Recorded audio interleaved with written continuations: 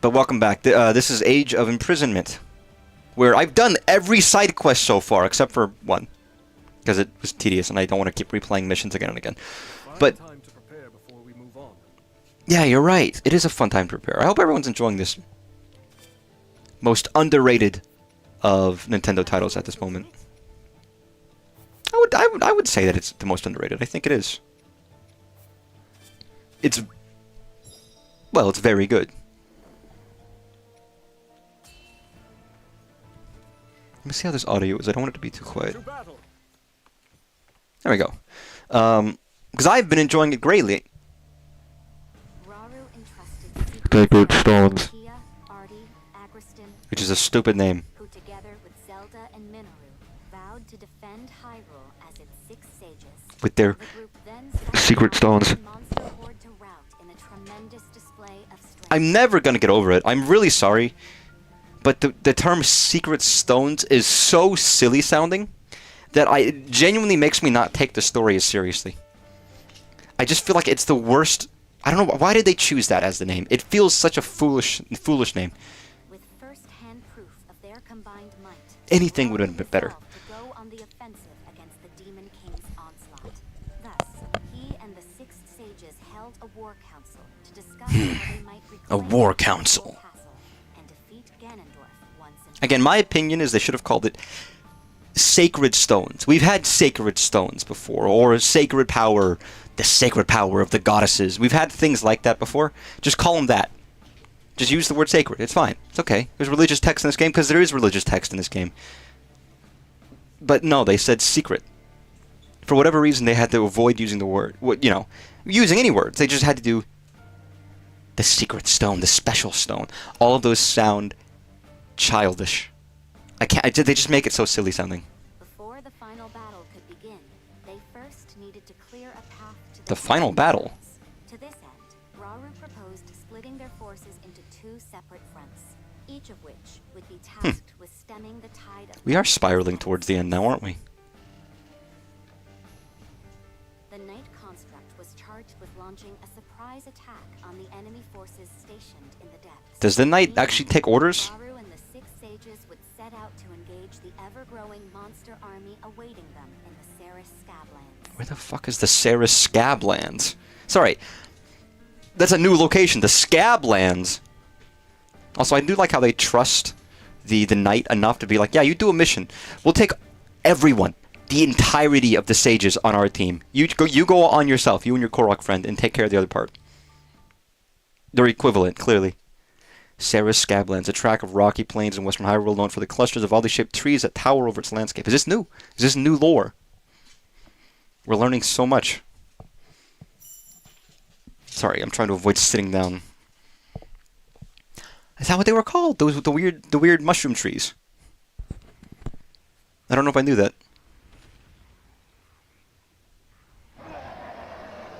Oh, you were a big scary monster.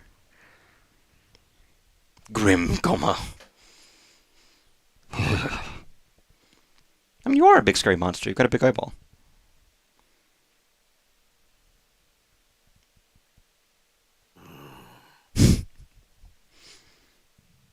Hey, man. So the day has come. I'd like that beast for myself. Okay. Yeah, why not? When the blood moon first rose over Hyrule, The blood moon rises. demon appeared and struck at Death Mountain. Did it kill your wife or something? What happened? It overran our home and summoned that terrible beast to the mountain's cradle. Killed all your friends. Any Goron who still draws breath would want to see the Archfiend. Oh, because other ones didn't draw breath, I understand. I've no doubt. Tonight, we shall finally have our vengeance. Hey, just keep calm. Long awaited this moment. Don't lose yourself to vengeance. Dare miss it. Alright, big man. He wouldn't mind being called big man. He calls everyone else little guy. Perhaps you'd be willing to hear my plan. What is it? You have a plan? Take them by surprise and decimate their ranks from the inside. Wow, that is a stunning plan. Ooh, good idea.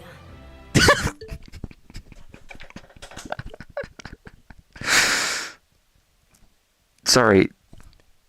Ugh, you want to take vengeance? You must want to hear my plan. You have a plan? What is it? It's take them by surprise. Oh my god, that's a great plan. Yeah, it is. That's a great plan. That's genius. Sorry, I shouldn't laugh, but that's very funny to me.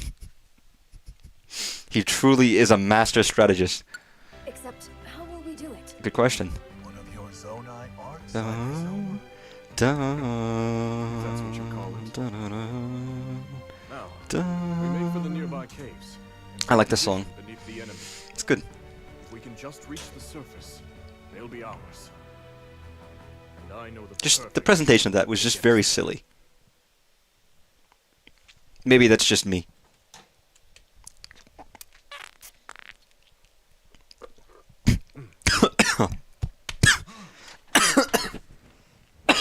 Oh my god.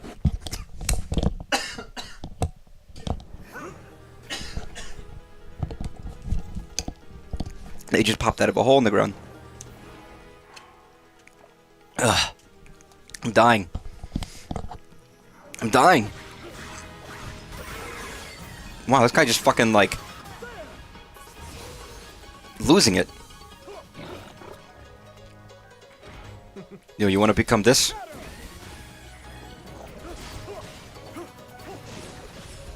I mean, this being dead. So I don't know what you want to become. This is not a catchy phrase to use in battle.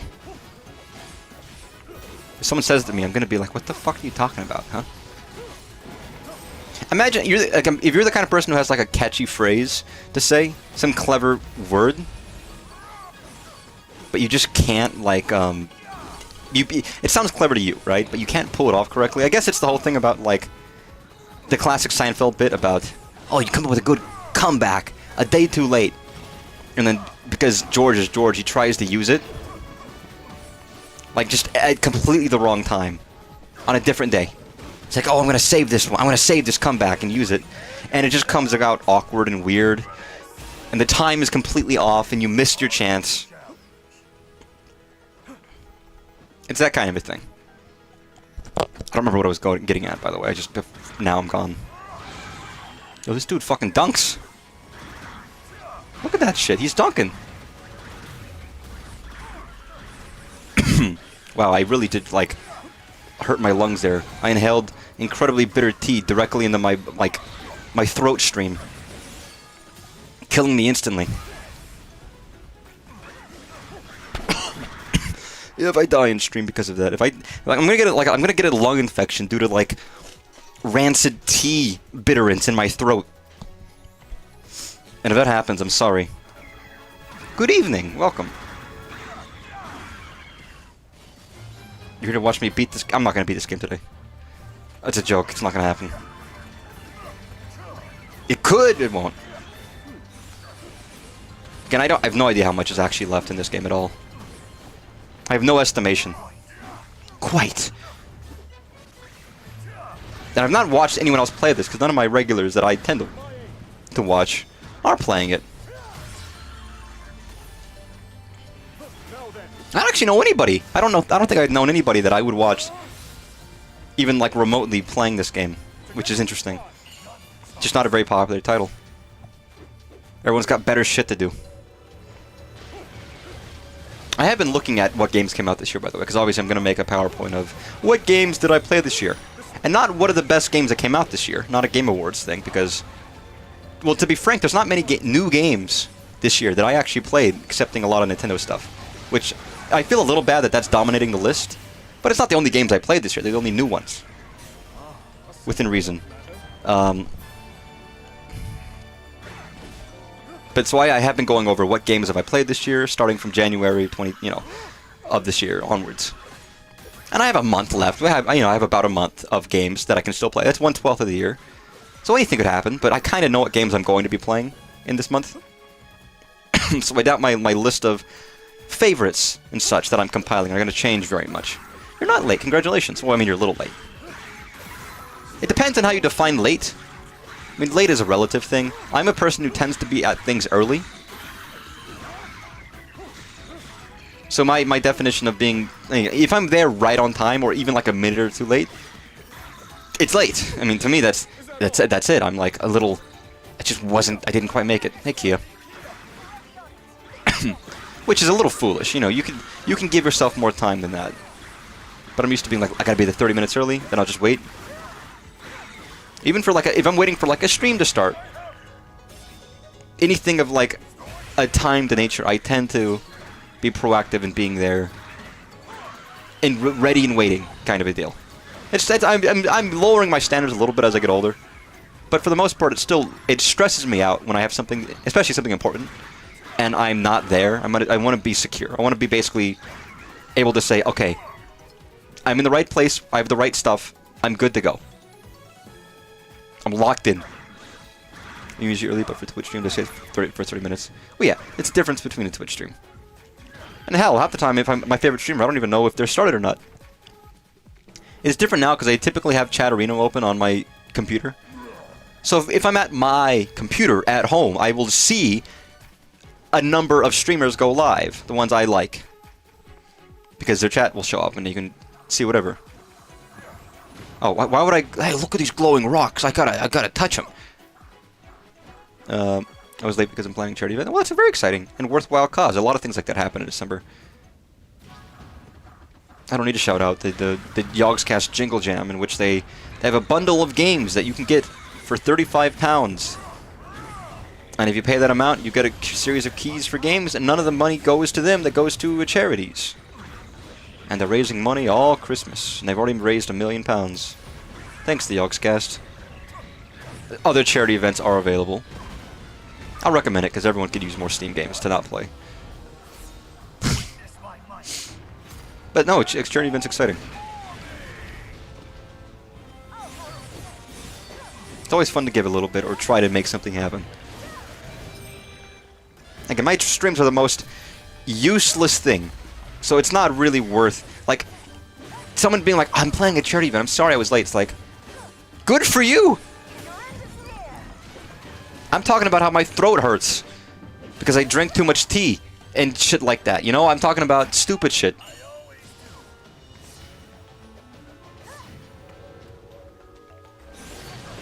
I always come back. Unrelated, I won't be streaming tomorrow because I will be watching the FNAF movie.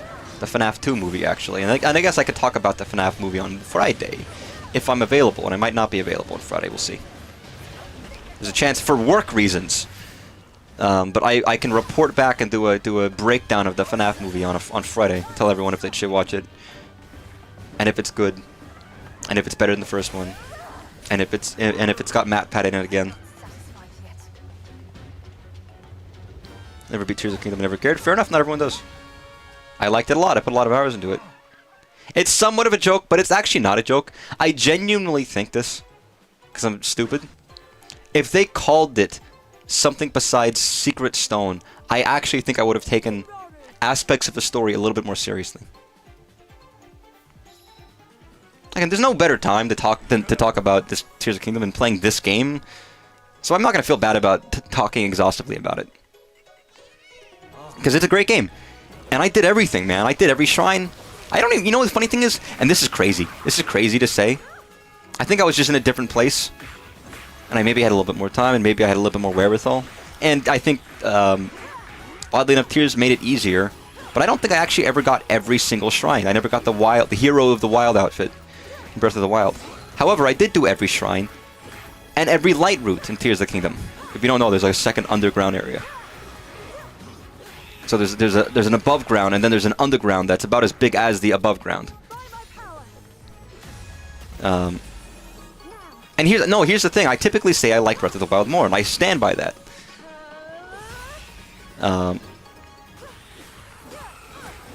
I think there's a fundamental difference in Tears of the Kingdom felt a little bit more checklisty. Which is part of the reason why I don't like it as much, despite doing more in it. And Tears is a bigger game. I don't even know if it's more liked. They're just different. They have different strengths and different weaknesses. And even though I think there are a lot of flaws in this... Oh, where the fuck am I? I'm over here. I was looking at the wrong thing because I'm Zelda now.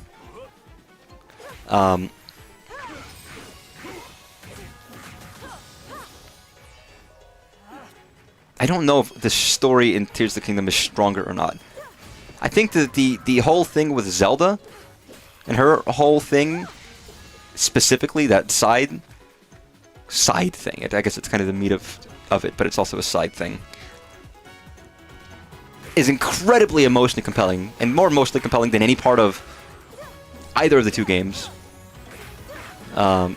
In a very upsetting way, just because of how awful the situation is. But in general, I don't think the story in Tears of the Kingdom is that compelling.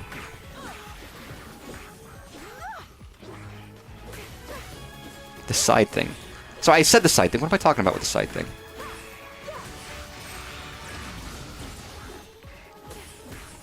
Whatever I was talking about did not refer to this game, but yes, yeah, I agree. I don't know. I agree, probably, though. You're probably right. I just trust you. Oh, I mean, yeah, I don't mean the entirety of the... But yeah, the memories weren't very compelling. The only aspect of it that was compelling was, well, the end. What happens at the very end. That leads you to get to the Master Sword. That revelation was a big deal. I just want more materials drops, to be honest. Aside from that, the story I don't think was that. I think, and maybe it could have been more, but I don't think it was handled very well.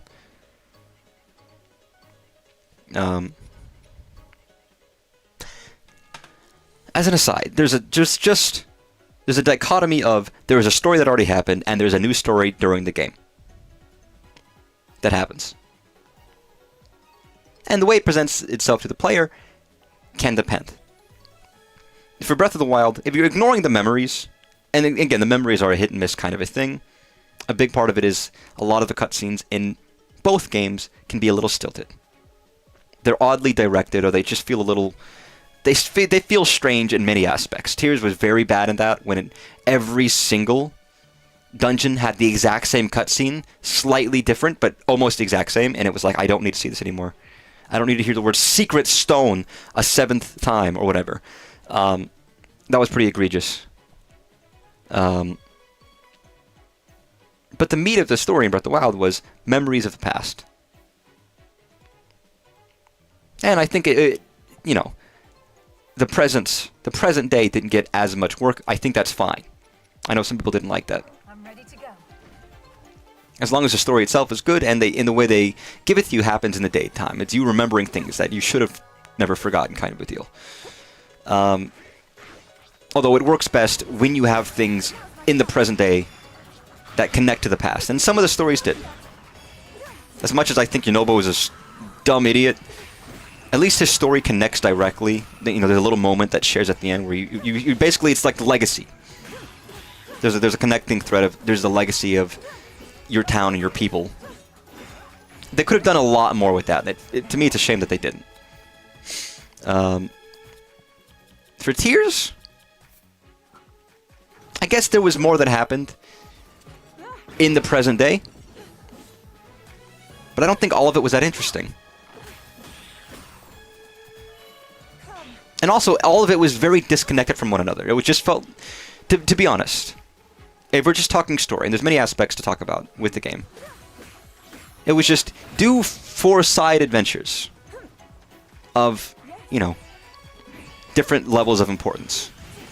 And here's the thing, even if it's like, oh, it's a serious business, the water of Zora's domain is getting polluted. If the way it's presented seems a little silly, it's hard to take it more seriously, and it did seem a little silly. Same thing with the Gorons are eating, like, marbled rock roast, and they're getting high. It's like, not all of them are the most serious of situations. Like, the Gerudo one was presented incredibly, like, serious. Everything's dark, and they're hiding, and they're not even in their hometown anymore. And that was a better deal in terms of the problem that was suffering. And I would say similar case with the Rito, where it's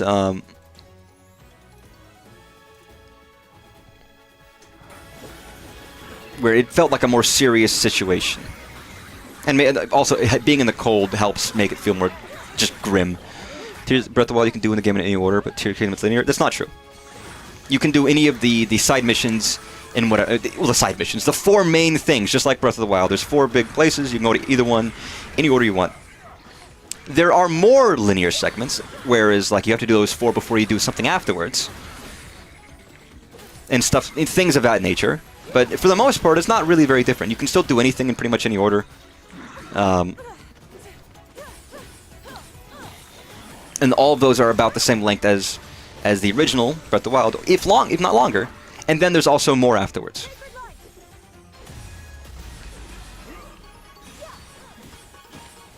For better or for worse, I think it's still very much take your choice. And here's the thing, I'm not against the idea of a segmented, there's 4 different, side missions. It felt like they could have connected a little bit more to the main plot. And obviously, yes, inherently it's the idea of, like, these are evil things done by Ganon that are the cause of these things that are plaguing these people. And there was an aspect of you're building, a more unified town, a unified hub world. People are coming around. And that was a cool aspect. But the way the stories were handled didn't help in that regard, and it did feel a little stilted. For better or for worse. Whereas the biggest thing in Breath of the Wild is that everything you're doing is tangibly working towards a greater goal. Like every single thing. There's one goal. Whereas in Tears, it's like, the goal is to get Zelda back, but I don't know how any of what I'm doing right now leads to it. I guess you could go fight Ganon immediately in Tears. I actually don't know. I've never tried it. But your goal is to defeat Ganon in Breath of the Wild, and guess what? You can. But every shrine, everything you do that makes you stronger helps you with that goal, even if... Again, and there's execution problems in Breath of the Wild, too. I'm not saying any of these because I don't love these games. I think they're brilliant. They're really fun. But they're not perfect. Not that any game is, but there's things that I could say I would have liked more, or I think could have been done better. I have to say that because I don't want people to... If you say any kind of negative thing about a game, people are going to be like, he hates it. When that's not true. I wouldn't have... If I hated it, I wouldn't have put so much time into it. There's a reason that I think they're higher than stuff like Ocarina of Time on IGN. And they're easily games and worlds I can get lost in. I was replaying Breath of the Wild a little bit a while ago once the Switch 2 came out. I stopped because I had other shit to play. 90% time spent on negatives. I could talk about the positives. I'm trying to talk about both. But... the obvious things are obvious. It's a fun, beautiful game to explore. I think the gameplay is really solid. Here's the thing. I can't talk exhaustively about what I like, because it's not like... There's not much to say. It's just... I think the world's fun, and I like it. You're right, and you are right. I should try to be more balanced.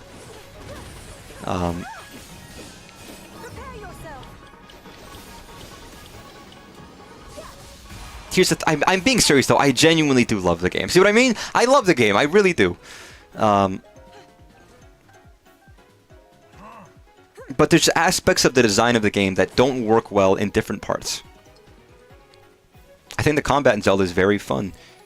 And immersive and interesting. It's the most fun combat's ever been in Zelda, I think. And it was something they kind of tried to do when you had stuff like Skyward Sword, where you had to use the skill of... Can I... Do Kia? Where's Kia? Go fucking... Okay, how do I hit these? Oh, just do a... Come on. Throw a bomb.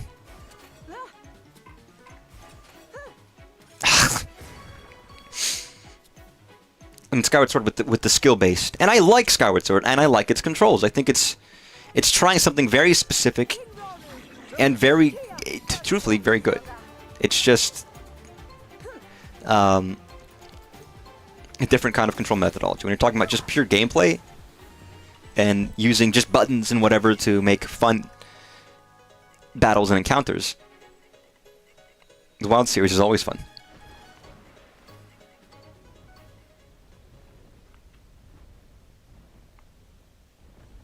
But I don't know. yes, I'm going to complain about Tears of the Kingdom, but I think it's just because it feels like somehow it's a less, aside from certain moments, it feels like a less serious Zelda game, oddly enough. I don't know if that doesn't make any sense, to be honest. Sorry, I thought Kia made the "Gwah" sound, because as soon as Kia did like the spell, "Gwah" just happened on the screen. I was like, what? Kia, I didn't know you could make us. That's your voice? Damn. Maybe it's because of the elephant mask.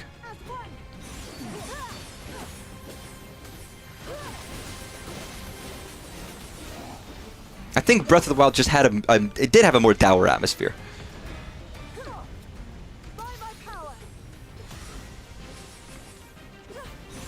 And Tears feels like it did away with that. The enemies, they were tougher, but a lot of them felt sillier. Even the new ones, like the Horriblins, are silly. You had the depth, which is dark, but it wasn't really scary. The scariest was maybe finding something in the dark. But it was either the same enemies you had, or like the little frogs, which are again not exactly scary. They're little guys.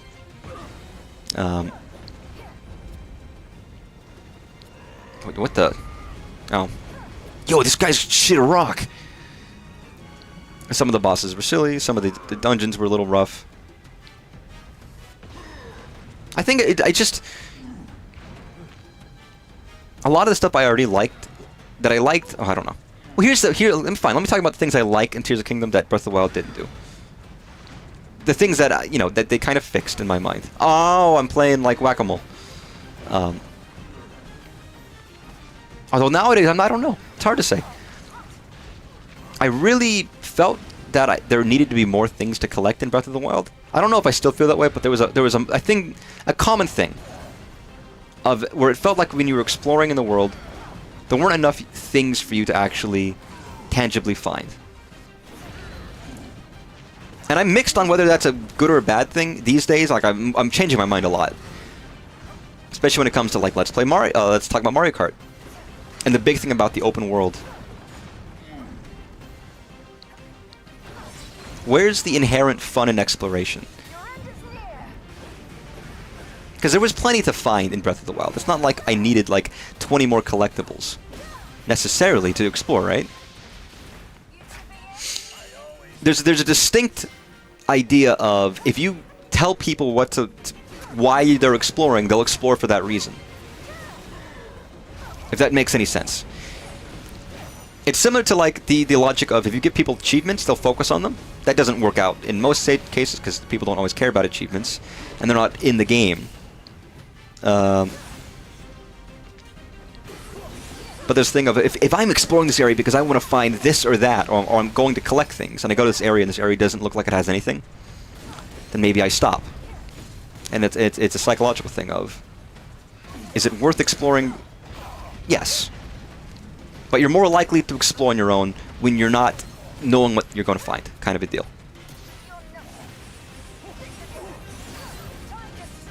When I said Tears of the Kingdom felt more checklisty, that's not a bad thing. What I mean by that is there was more specific things. There's islands, and you know what to expect in the islands, because a lot of them are fairly similar, and you know what you're going to find there. You have caves. In each cave, marks on the map when you go into it, and each cave is going to have certain things. You get the booble gem. You get the clothes that you might find. There's a reliable and expectable amount of stuff to find in these different places. And once you have found those things, you're done with that place or that area. And again, having two maps where you explore some in one area and some in the other, which coordinate, they tell you where stuff is. It's easier to 100%.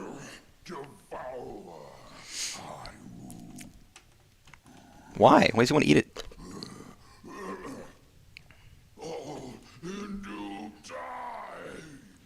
So he sounded like a big monster. It was like, ugh, King devour Hyrule. And then he was like, all in due time. It's not a dummy, brute monster thing to say. Excuse me, Kalamo? I hope they'll not lay waste to the terrain in the process. They should just cut. As soon as Artie says, I hope they're not laying waste to the terrain, it just cuts to them like carpet bombing us. Sorry. As do I. We should go too, in case they need help. God, Zelda, you're tiny. We've nothing to That guy could crush your head in his hand like a grape in a palm of mine.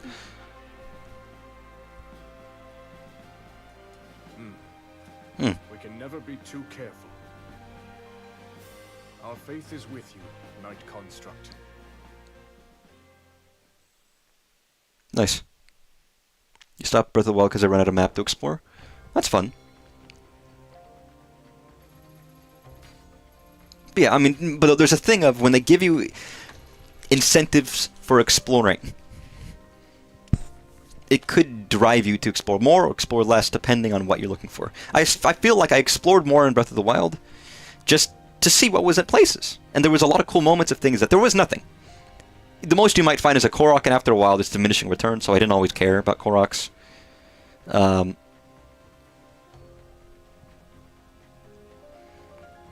So it depends. But there was a lot of times where I just wanted to explore. Some of my favorite memories of Breath of the Wild were just going to places.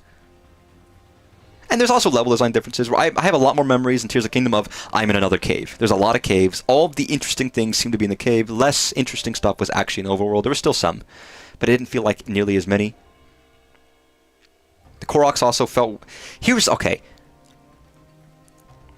If Age of Imprisonment fun, I love Age of Calamity. I think this game is way better than Age of Calamity. I don't know why I bounced off of Age of Calamity so hard. I played it. I bought it and I played it and I did a decent amount of time into it. I like this one way more for some reason. I think the mechanics feel better for me. They're not that different mechanically. For some reason, these mechanics are nicer. I don't know why. But I think a lot of the content in the overworld, the main world of Tears of the Kingdom, was moved into caves, which were new areas.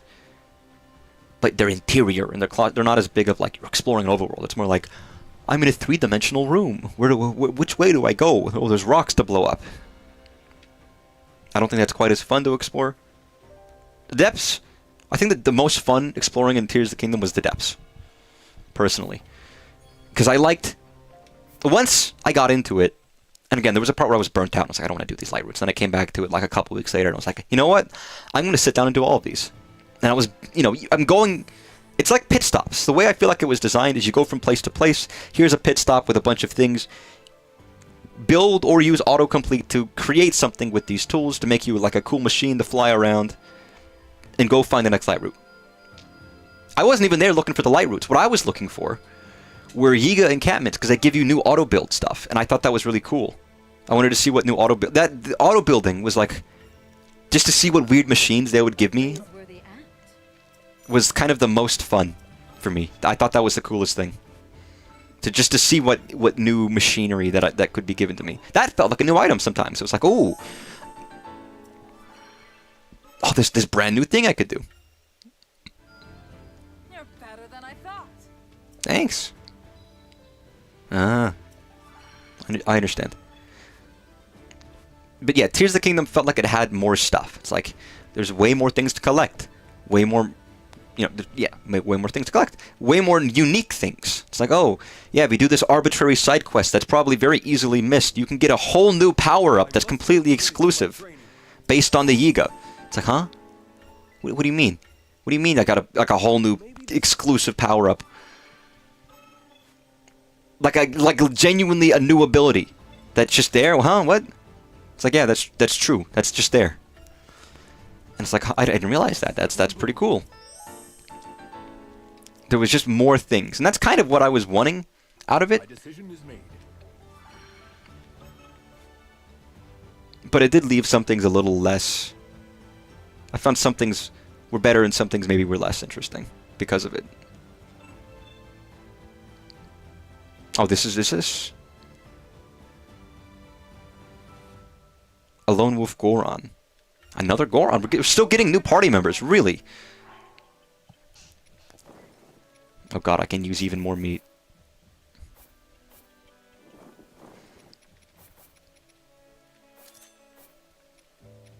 Okay, so... What else I got?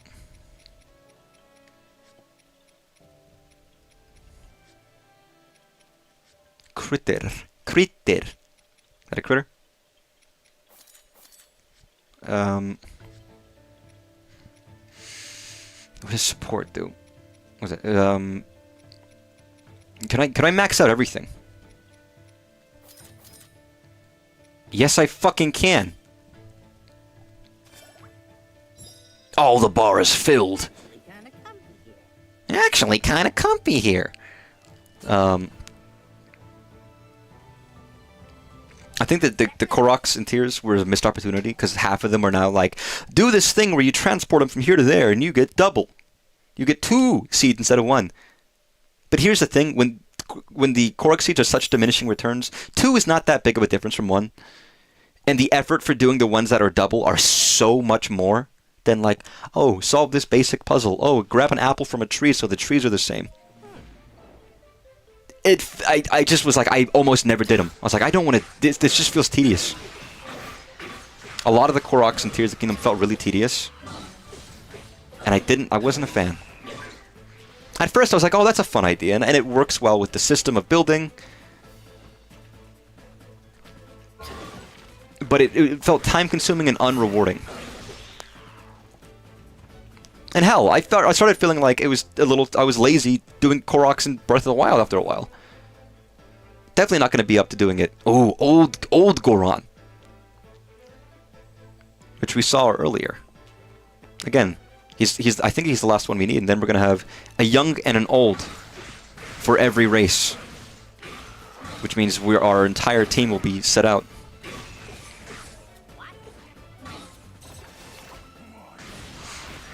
But yeah, that was one thing where it's like, man, that was a missed opportunity in my mind.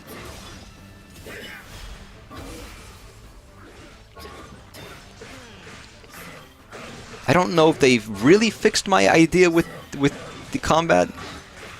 In Breath of the Wild, I like the combat a lot, and it's very fun. But it felt very easy to cheese. Not because there's like it's not like in Zelda 2 where you could like jump slash and destroy a lot of enemies. But just because of healing items, you could spam things. But they did address it a little bit, in which more difficult enemies give you gloom, and unless you've cooked a very specific food item, which basically means if you haven't prepared, and if you have prepared, then it doesn't matter that much. But if you've prepared,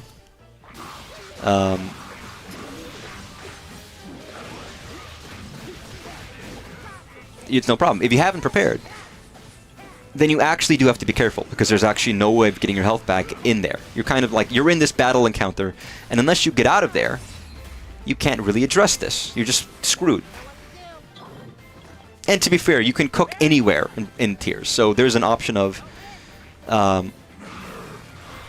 whipping out a pot and trying to cook in the middle of battle, but that will leave you open to hit. So that aspect actually did feel like good. It didn't fix the entirety of the problem, since it's obviously situational. And obviously, if you have the right materials, you can just cook up some plants and you're good. Controlling past those. But it felt like that's kind of what I wanted. And there were situations where I had to just survive. I'm not saying I want the game to be harder, but the game should force you to use its mechanics and not cheese through it a little bit. Specifically, it was, I believe it's underneath Arbiter's Grounds in Tears of the Kingdom. There is a Colosseum in the depths where you have to fight a whole bunch of Lynels in a row. All of them. Every single Lynel. With armor, without armor, all of them in a row. You can't leave to do all of them. And I didn't have any, like, gloom food. I didn't have any I had almost no weapons. It took me hours. And I didn't give up. I was like, I could just leave, maybe? Could I just get out of here? No, I did it. I had to try so hard. I basically had to perfect it. I had to do, like, every single round perfect. And then, in between the battles, I was like, okay, instead of leaving and coming back prepared, I was like, let me be really careful.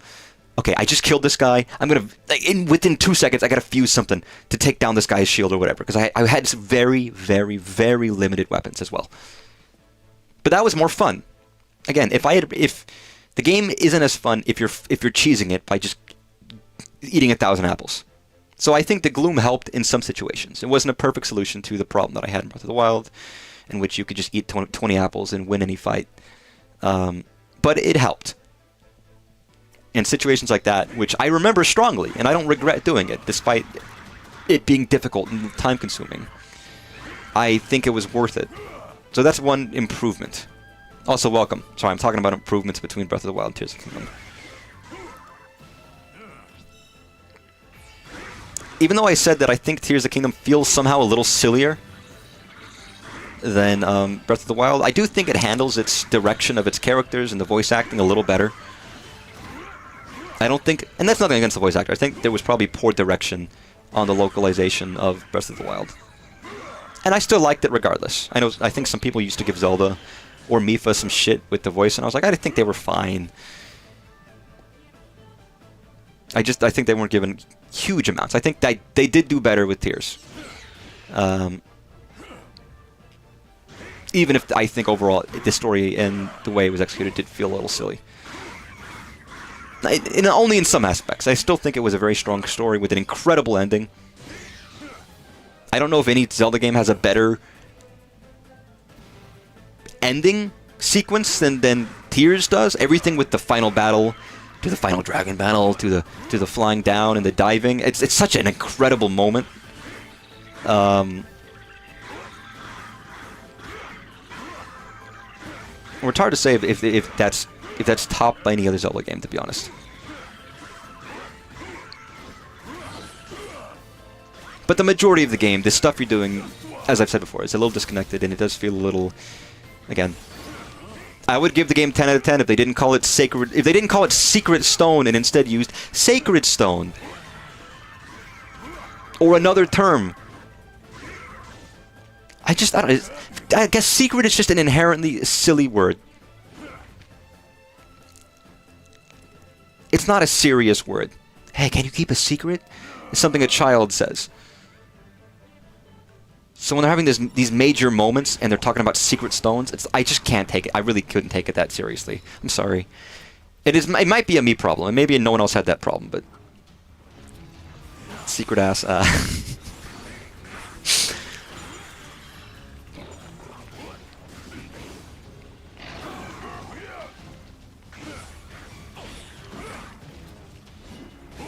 And I'm curious how I feel about the dungeons. I don't think the word secret is silly at all. Fair enough. I think it sounds very... It sounded silly in a lot of the cutscenes. We had our secret stones. Maybe just in conjunction with Secret Stone. Why is it secret? Why are they called secret stones? Why are they secret? What, are you keeping secrets from us now, Ruru? Ruru! Ruru, what's up? Yeah, we're best buds. I call him Ruru. You guys don't know him like I do.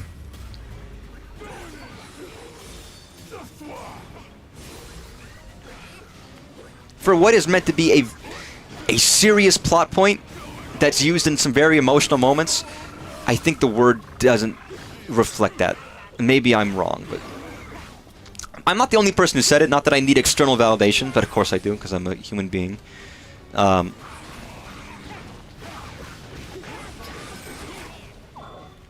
think a different MacGuffin could have been called that, another game entry. Yeah, I think Sacred Stone... I feel like they've used the word Sacred Stone before. The whole Zelda series is full of sacred power. I think they even use the word sacred when it comes to Zelda's power in the first place. It's not like they explained the origin of the stones. And it also doesn't help that they had to use the full name every time. The secret... They could have... At some point... Like, okay, this is a stupid example. In Marvel, they have the Infinity Stones. But they don't say the word Infinity Stones every time they refer to them. It's not like, you know, Thanos was like, I have to use the Infinity Stones to destroy the Infinity Stones. No, he says, I use the stones to destroy the stones. We know what the stones are. There's so little that happens in these cutscenes. There's like, you have like 5 characters and 2 things. You could just say, we use the stones' power or something after acknowledging what it's called. But I think the repetition of having to use the full name every time does also make it worse. It is funny, there's a guy in my office, for some reason people started noticing that they only refer to him as like his full name. Like they never refer to him as like just, oh, his first name. Hey Bill. His name's not Bill, but hey Bill. No, but I don't know. Bill Bootlicker, if that was his name, they would say Bill Bootlicker. Hey Bill Bootlicker, you got this? Someone clearly started it and everyone else just followed suit. But it's just a thing of like, yeah, I don't know why we do that. That's odd. I wonder how much is localization. It might be. Again, it could be some NOA stuff causing a lot of these things. And then again, that might track to why sometimes it feels a little stilted. Hey, Pastos, I like your mustache. The nature of having things voiced for the first time. They love using the colored text in Zelda normally, and maybe that would have been a pair of kanji or something. Yeah. There's many ways it could have been done, and maybe it would have felt better. And again, and maybe certain areas like some of these sillier side quests. And again, it's presentation, right? Obviously, I mentioned the Zora, and it's like, oh, their water's being polluted. That's a serious issue. People are getting sick. But the way it's presented, you just see, like, piles of, like, goop everywhere. It's a story, right? It's not real life. Real threatening things can look silly. But when you're trying to convey a sense of seriousness, it doesn't really work if the thing that you see just doesn't look threatening. Or feel threatening, or is presented in a way that feels threatening. And then they're just looking, look, guys, they got piles of poopy everywhere. Poopy! I mean, sorry. Poopy. But it doesn't make it feel like a real threat. When it is, of course it is. And I know it is. And then the whole thing of the very ham-fisted idea of Sidon needing, like, some kind of motivation because he had nothing in Breath of the Wild. He was just a charming man with a thumbs up. And people loved him for that. But now it's like, oh fuck, we have to make a story out of him. Let's give him a wife and then make him feel bad that he has to, like, defend his wife because she might die. It's like, okay, whatever. Yeah, I guess that's fine. Other people might not. I mean, that was a pretty weak sauce. Maybe I'm wrong, but that was. Dude, if that was a ham, it was being fisted so hard that you could see it out the mouth. This is what being a Goron should be good. Wait, did I just do both Gorons? I did. Old man and young man. And again, it was the same in Breath of the Wild. There was a lot of hit and miss in Breath too. I only bring up the Zora thing because that wouldn't have been fixed by any kind of localization. That was just how it was presented. And unless, who knows? Here goes nothing. Here goes nothing. And maybe the Goron one could have been scarier if they didn't just portray Yunobo as like a luchador. If they made him a little scarier looking, maybe that could have worked better. But because it was like, oh, you're a lucha libre now, that the threat was just all of a sudden it's goofiness. There's like big contrast of like, Zelda's gone, we need to find her. In order to find her, you have to do this unrelated mission to save. We have to save them from WrestleMania, brother. Get in the ring, Link. It's like, uh-huh. Where the threat's not tangible. It was fun though. I guess that's the main part. If it's not fun, why bother?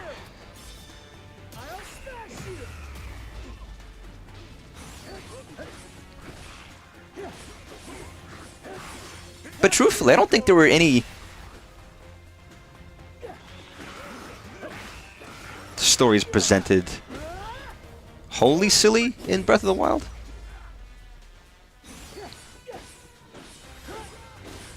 Not really, I guess. I mean, but none of them were as. I think the stakes in some cases were generally higher in Tears of the Kingdom. So, in that sense, there were stakes. I mean, obviously, you had the Divine Beast going wild in every area, and some felt more than others.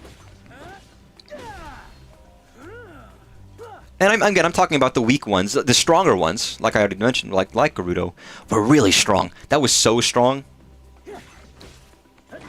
And Rito, the dungeon aside, the aesthetics of everything was very cool. And the fact that there was a tangible impact on the world was something I really was a big fan of. It reminded me of Majora's Mask in that way, in which, like, you do the area, you do Snowhead in Majora's Mask, and everything defrosts. It's like, oh, the Rito sections, it's all fucked up and icy. then you do this and things defrost. You know, there's a tangible impact from your actions. Which is a cool idea. To be honest, I like the idea of the Goron story too, even if it dragged down by Unovo. Oh yeah, I just, again, my idea isn't the conception of these ideas, it's how they were handled. The idea of the pollutants in the Zora's water, it's not a bad idea. But I feel like it wasn't handled in a way that made me take it in a serious fashion.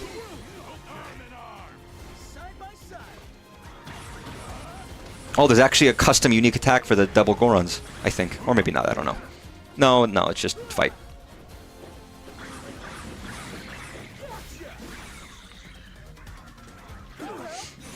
Yeah, go for it.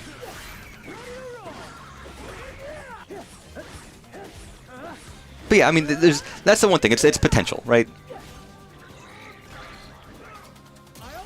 But I almost feel like there's almost like a disconnect between the idea of Zelda's gone and we have to find her, and there's another ancient story, and then there's this idea of rebuilding the world.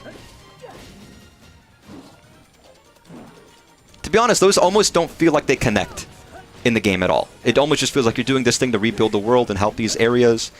And then also, after you do that, we get progress on the other storyline of Zelda, which is just not really a part of what we're doing at all.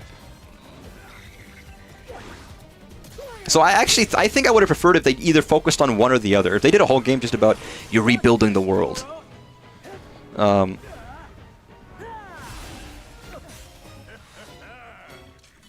You know, maybe to think of Zelda doesn't even get kidnapped initially. Maybe she's just with you for part of the game. And you go from place to place, and then part way through, something comes back.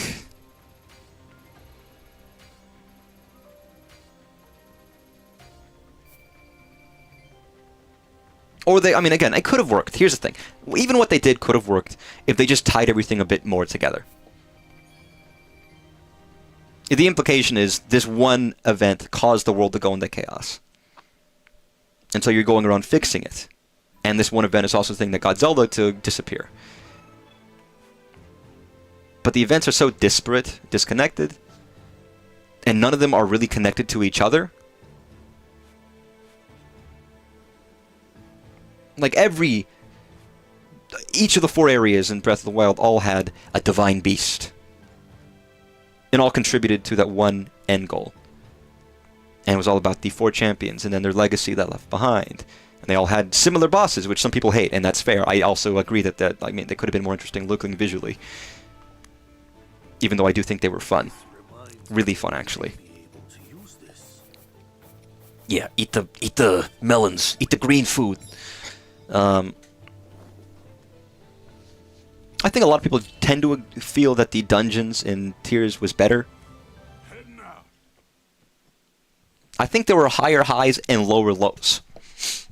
You know what? That's kind of a description of Tears for me.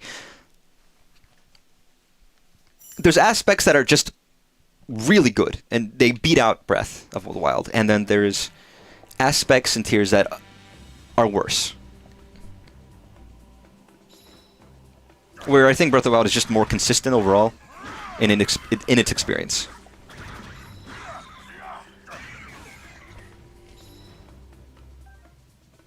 I know also some people feel like the visuals of the world just being like, oh, there's just random sandbox shit everywhere. There's like cubes in the sky. I didn't care about that. That didn't impact me really. But I get their point of like, yo, we had this beautiful world and now there's just random, sandbox stuff everywhere. They went too far in the sandbox direction. Which I don't necessarily think is true. I will say, as cool as it was to create stuff, it's not something you do often. Because it takes time to make something. Even to just use auto-create, it still takes time. If you want to use the parts in your inventory, not just be lazy and make it out of nothing. It's a fun thing, but it's something you don't actually do that often. Relative to the majority of the time you spend.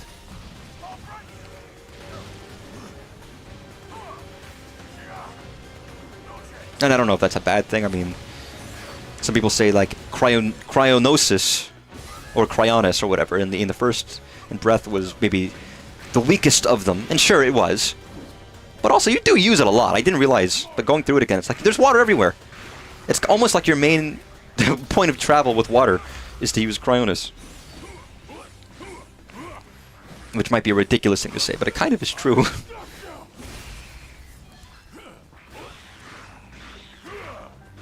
It's a tricky balance. When there's so many different things you can do, you have to balance it to make everything feel worthwhile. Like there's an aspect of, is it worthwhile to use a raft when you can just use Cryonis to get across things? But if you're going down a river in a raft, you realize how fast you actually can go once you have that revelation that it's really fast. I think it's like one of the fastest ways to travel. You really get a good speed going if you can manage it. And it's like, actually, no, this is worthwhile. Again, that's when I talk about the Koroks again in Tears, where the Koroks just didn't feel worth it comparatively because they were too time-consuming.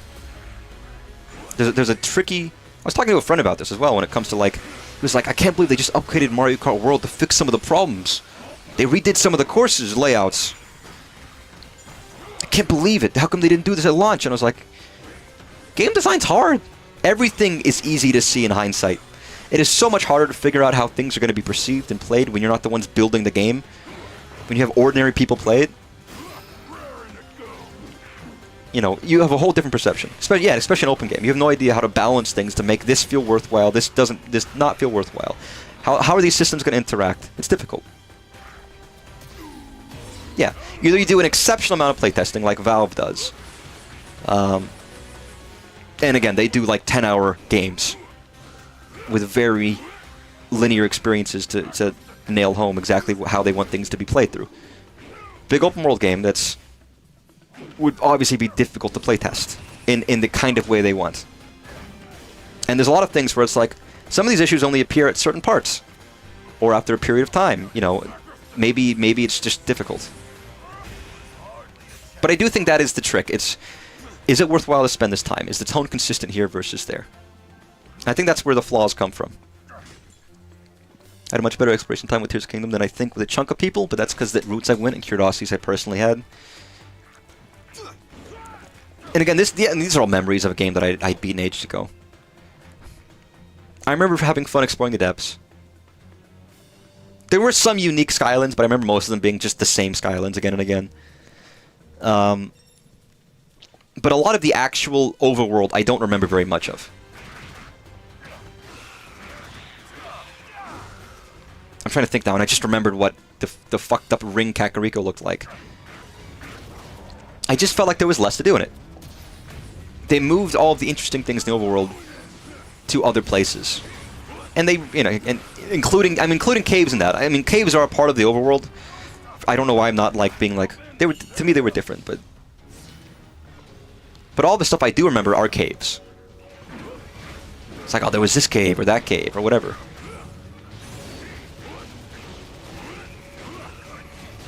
And it could be a thing of, I mean, the world is still different. It still had different things in it, the overworld-wise. But it could still be a thing of, I played Breath of the Wild first, and that was more, that was my first experience with the world. I mean, we'll be honest, I don't think I felt like the worlds were that similar. They were similar, they obviously were, and there's some areas that were exactly the same. But you go back to the Great Plateau, and it's like, this is the Great Plateau? It felt different. A lot of it did feel very different, so I don't think it was just the fact that it was the world I was used to.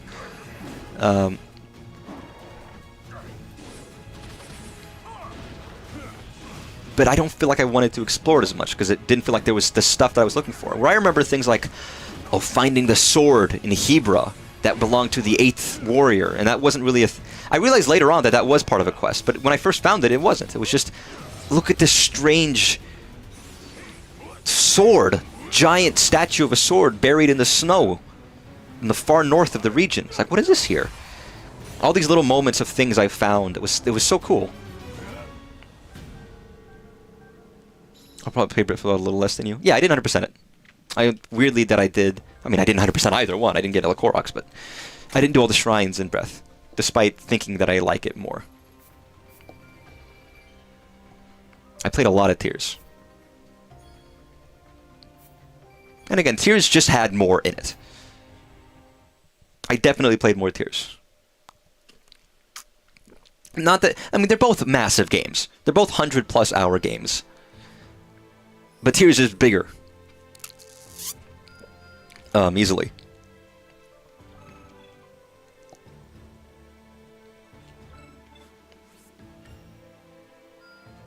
Yeah, but I don't know if having more stuff just de-incentivized me to explore less. You know, I could use some of the more, like, use the Moblin Heavy Strike. Why not?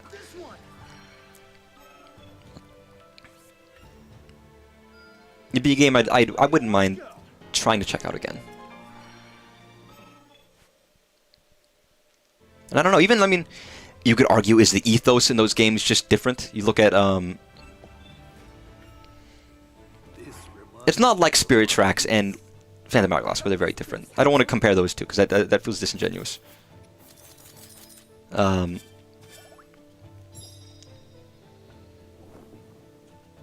I'm thinking of, like, if you look at the Great Plateau as the intro tutorial, and then you look at the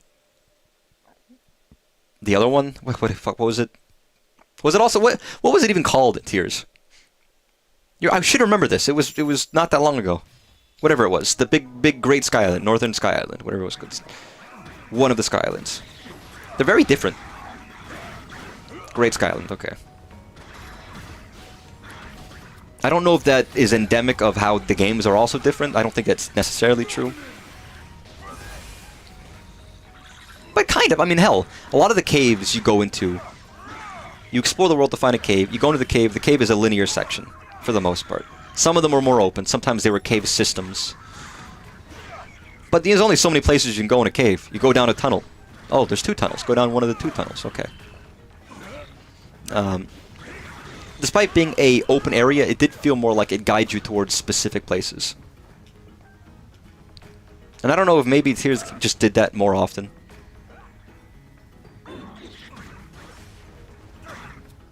Where the place that truly felt like a more open area was the depths. That was the only time where I was like, that's really open. Everything else is kind of open. But it does lead you down a path more often. Where the depths is like, yeah, just go fucking anywhere. It's dark. I don't even know where you're going, man. You can't even do it. You don't even know where you're going. You can't see. How am I supposed to know where you're going? Yeah, fuck it. Build a car. Drive around. It's funny, despite how lackluster many people felt the depths was, and I don't disagree, where it's like, okay, there's not actually that much to do in the depths. You get Yiga schematics. You get light roots.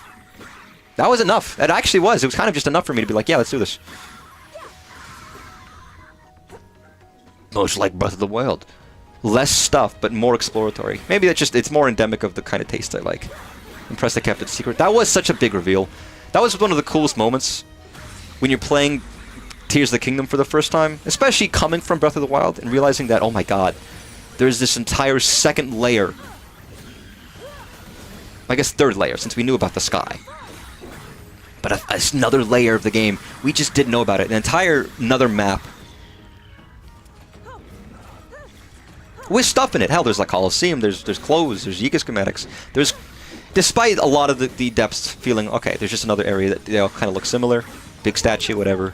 There are unique areas in it too.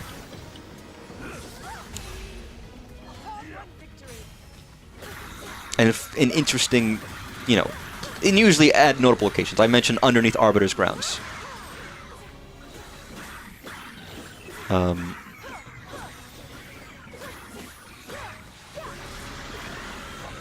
Maybe the depths was my favorite part of the game. It must have been, despite it obviously having flaws that everyone else has already said.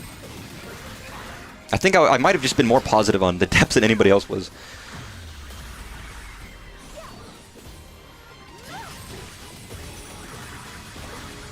I love the big ball attack.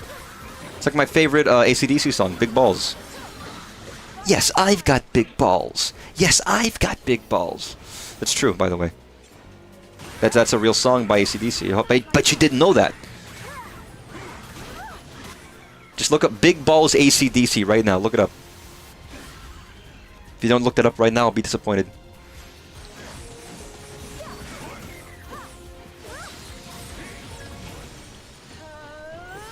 But yeah, overall I like it. I love the depths a lot. I like a lot of the gameplay a lot. Oh, God damn it, that was wrong.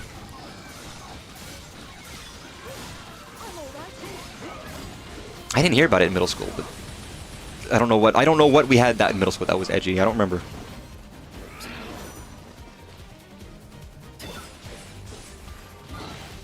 I mean, I remember my drum major in high school making us learn how to conduct when we were doing like auditions for stuff, using "Slob on my knob," like corn on the cob. Check in with me and do your job. Get on the bed and give me head. Don't have to ask, don't have to beg. Here's the thing, at least Big Balls is a kind of a comedy song. So there's a difference there. I mean, we found Slob on my knob funny because it's so ridiculous. But like, Big Balls is like innuendos. I guess times make a difference.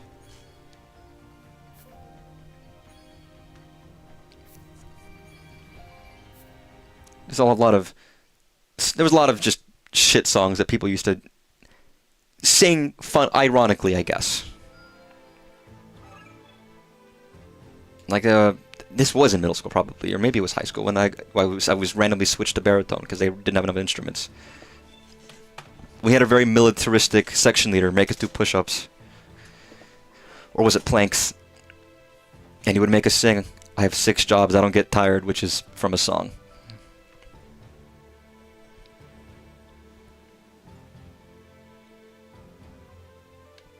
This reminds me of my youth.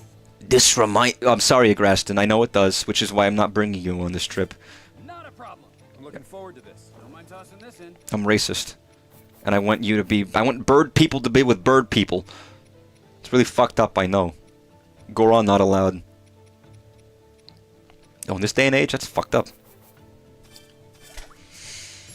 I'm not even looking at the upgrades I'm doing, to be honest. The only thing I really care about is probably experience. Better get going, I guess. Yeah, overall, I love Tears of the Kingdom. But I think it is inconsistent, and there's a lot of missed opportunity there. That's kind of where I end up with it. Which is not too different from Breath of the Wild, to be honest. I just think Breath of the Wild is more consistent, but still had missed opportunities. I don't know, maybe there was a balance. And I do think I still want a serious, handled Zelda story. With better direction and localization. I kind of feel like there was a lot of... I guess the thing is... I hate this. Shut the... Get out of my chat.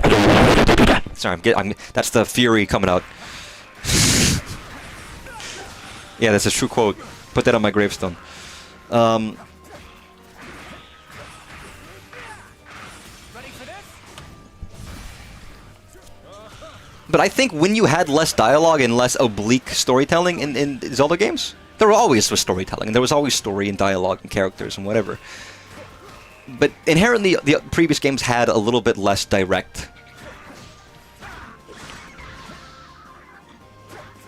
Which I think it makes the story a little bit more elegant. And truthfully, a lot of the games were a little bit more cinematic. I still think... Like, if you look at, like... I mean, I love Ocarina of Time, but I think the one that handles it the best, cinematics-wise, is either Twilight Princess or Wind Waker, depending. I think Twilight Princess for the most part. There are so many really cinematic moments. For the arcs and the story and the characters that it has. And it's a very simple story. In some aspects. Like the whole thing with Colin and his courage in you know, when the Bulbin King comes in and the music and how it slows down time for a bit, and it really, that is truly, that's cinema. It's right. I want things. I mean, I would love to say, even if it was the same story as Breath of the Wild, but handled like it was handled there. And maybe it was simpler. Maybe there was just, you know, like hell. There's way more cutscenes in this game than there are in Twilight Princess. But Twilight Princess manages more with what it has. Whereas with Breath of the Wild or Tears of the Kingdom, there's a lot of memory cutscenes, but a lot of them feel repetitive and tedious. Or tedious, depending. And they reveal that, like, you basically know what's going to happen. And here's the thing. It's okay to know what's going to happen if they do it in a way to where it's interesting. But it's like they drip feed you, oh, this is the plot point that's going to happen. But then they hit you over the head with it like 20 times in every cutscene. And I guess I don't know if that is an impact of the design of the game, them being like, well, we don't want to know, we don't know if everyone's going to do every memory. We don't know if everyone's going to see all this, so maybe we'd want to make sure that they get the picture in all of them, or I don't know. Maybe that's a ridiculous statement.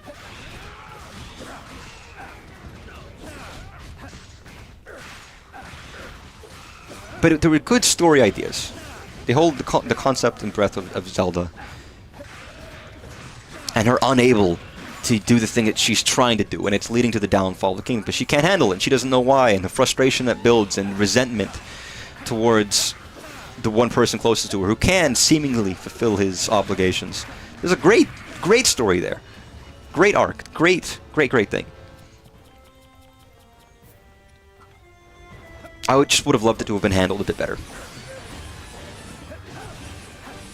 In a way that maybe could have given more emotion to it, you know what I mean? Instead of, 6 cutscenes all trying to convey the same point in maybe, over a period of time.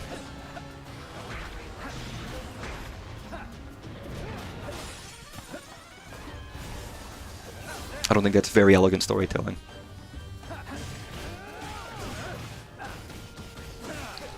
Then again, I still say that some parts of certain cutscenes in those games can actually, like, genuinely fill me with some emotion.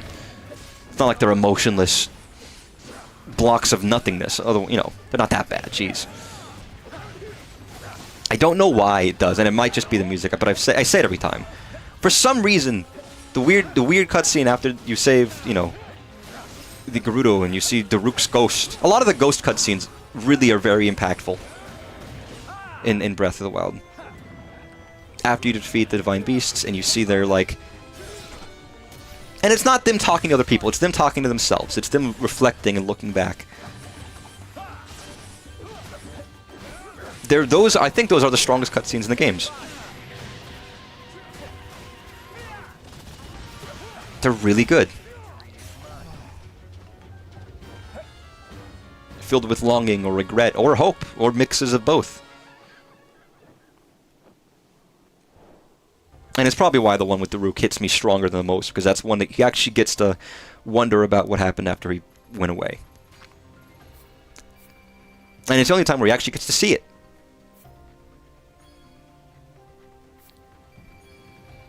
It fills you with such pride.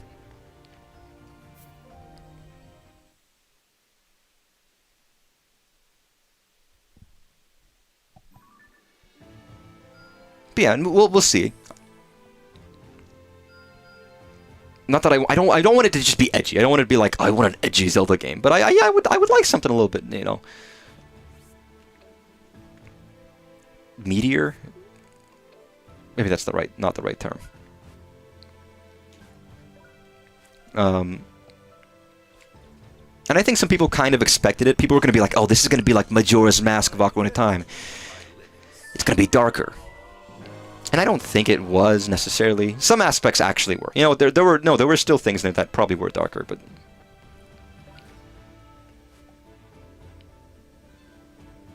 but overall, not. So I know I'm talking a lot about Tears of the Kingdom. I apologize. I'm literally playing the game that is the sequel to Tears of the Kingdom, so I do think it's quite warranted. Maybe that's just me. All right, maybe I'm the one in the wrong.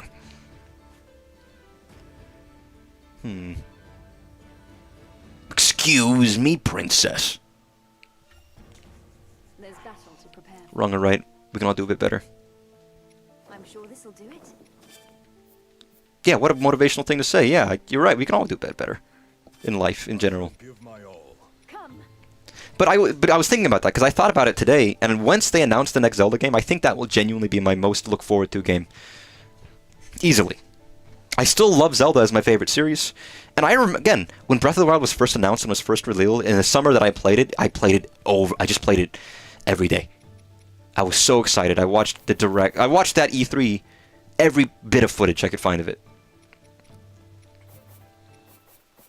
And it's unfair to say that because Tears was a sequel, I wasn't quite as excited. And I think the long development cycle kind of made it less exciting, because it was like another... It was like 3 years for every direct for like 3 years. They ended with, here's a small teaser of Tears, and it was such a small teaser. It was like, we got nothing from this. Every time they showed something, it wasn't even something exciting. The only really exciting trailer was the last one they showed before the game released. And to be fair, they were keeping lots of secrets. And fair enough, it made the excitement of playing it more exciting. But when they have the next Zelda game, they announce they're going to make... They're making one when they announce it. I'm going to be so excited. I really can't wait. Because I just want something new. I'm really excited to see what they might do. New world, new art style, new characters, new everything. As much as I love the Wild series, I can't wait to see what's next. Rip E3. I love E3. It really feels like fun. And by the way, as much as I make fun of the Game Awards, I believe the Game Awards are next week, so I'll probably... maybe I won't stream them. I might have somebody stream them. I got a guy who might stream them.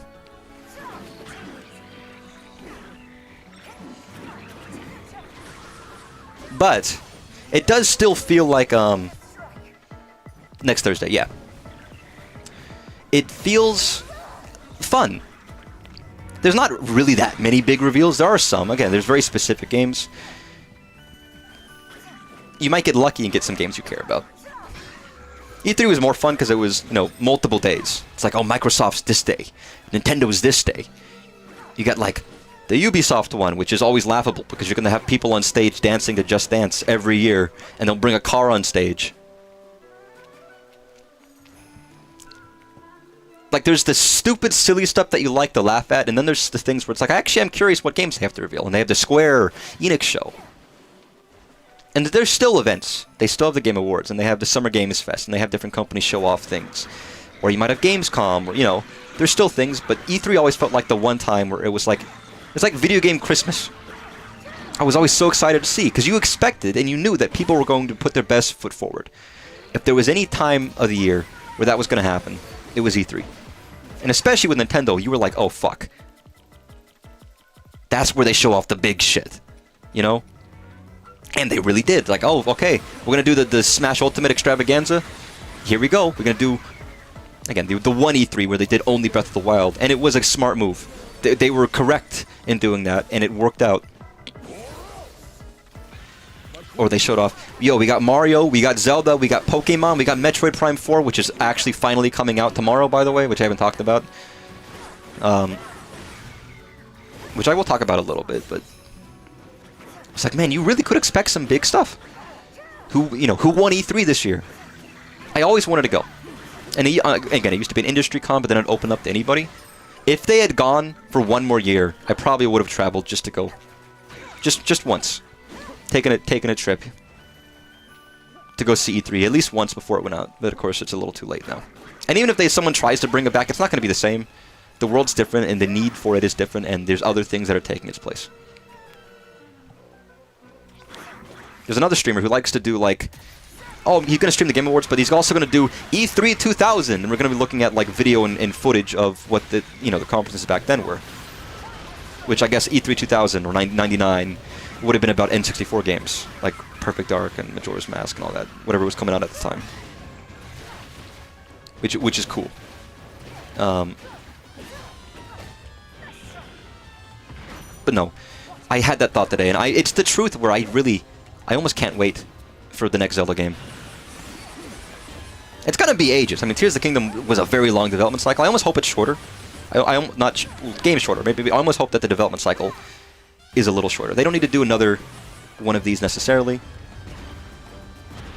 And I know, by the way, and I do know, it's a joke to say, oh yeah, COVID impacted things. For Nintendo, it was huge. They're not used to doing that stuff online, and a lot of Japan has a horrible infrastructure for this kind of thing. So I actually think it was probably a really big problem for them. More than people are like, oh, whatever, it was fine. It wasn't. It slowed down a lot of their development for a lot of things. But even with that, it was going to be a long development cycle, right? which is a shame because we know it's going to be ages before the next Zelda. We still have ripple effects. And a lot of industries do, and I think some people are like, oh well, I'm not at home anymore, so it's not a problem. Not realizing how many other things are factoring in. Yeah. Also, in general, gaming has other ripple effects like esports bubble popping up. Well, that's true, but I'm talking about Zelda. I just want the new Zelda game now, which is Metroid Prime 4, apparently, according to reviews. Structurally, in many ways, people feel like it's very similar to a Zelda game. To be fair, Zelda and Metroid have always had some similarities. They're not that different. There's some big similarities, there's some big differences. But they're not millions of years apart. Hey.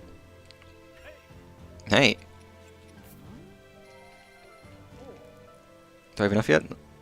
No. Stop telling me to redo quests to get shit. I don't want to redo quests. We're not so different, you and I. See? I did say that. People aren't spending quite the same numbers. Yeah, yes. Games are more expensive. And Nintendo specifically has called that out. Which is why they're trying to do, and they've acknowledged that dev cycles can be longer for games. So they're trying things to make it better, and they're trying to fill out their schedule with bigger titles and smaller titles. Whereas that old meme of, I want shorter games, worse shorter games made by less people, and I'm not kidding, or whatever, what was the stupid quote? I mean, at some point there is diminishing returns in the amount of money and time you put into development of a game and the actual amount you're going to make out of it. We don't need every game to be GTA 6. And people used to say, GTA used to be like a every other year series. How has it taken 10 years? It's not going to live up to whatever people want from it.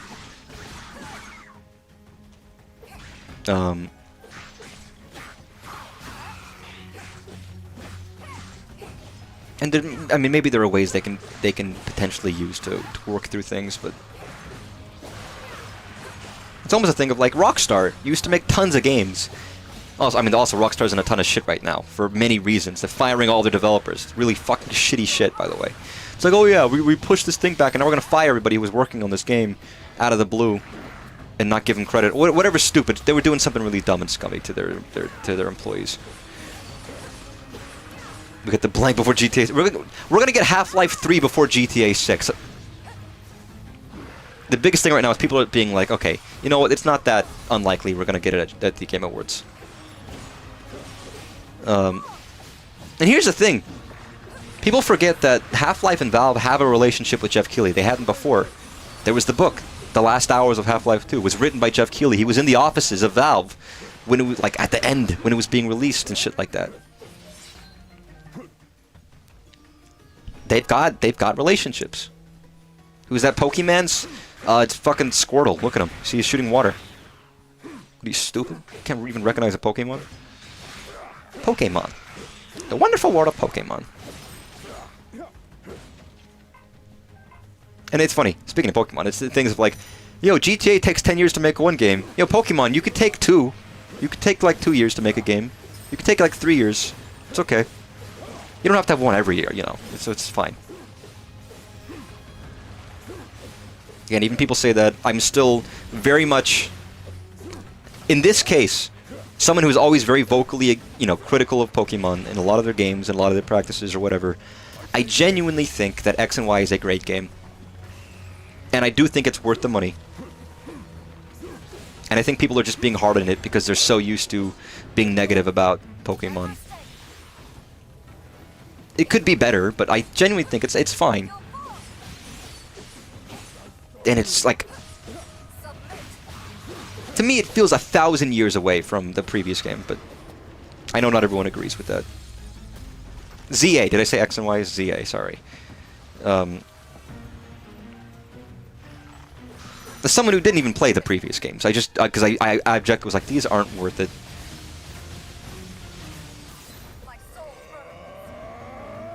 And also, everyone's like, oh, it's not a mainline game. And then, of course, they go to the Pokemon website, and in the main series category, explicitly, ZA is there. It's like, yeah, it is. It's a mainline. We've already confirmed this, all right? Just because you don't want to believe it doesn't mean it's true. I was seeing there was a post about Final Fantasy characters having sex, and there was like, Cloud knows, it's a stupid meme about Cloud knows what sex is, hasn't had it. It's like, well, actually, and then some guy in the comments was trying to, being like, well, okay, they didn't show them inserting into each other in the game, so it's not true. And I was like, dude, just because they didn't have Cloud thrusting into characters in Final Fantasy VII doesn't mean they don't clearly indicate something. And maybe he's the guy who needs sex scenes in movies, because if they don't have it, he's not gonna. It won't have happened. He has to see it. He has to see the insertion to believe that it happened. Otherwise, it's headcanon according to him.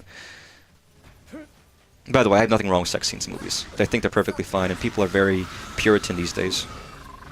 I mean, America is a very Puritan culture, and maybe that's just spread to the world over time. I actually don't want you to be electric. Well, actually, no, electric is fine.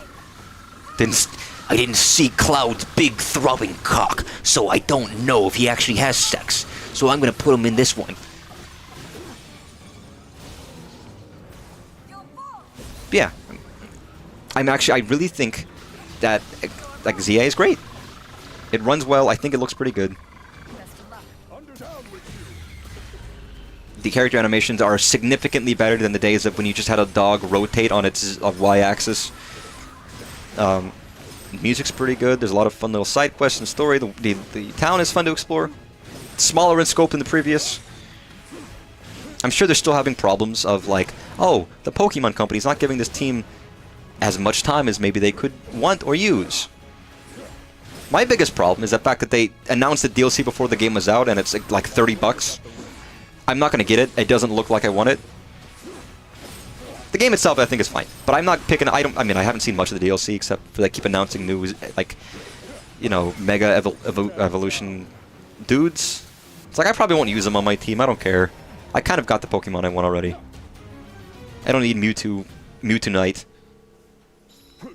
Did I see Miku Lucario? No, but I want to see Miku Lucario. Will they sing that one song? Sekaide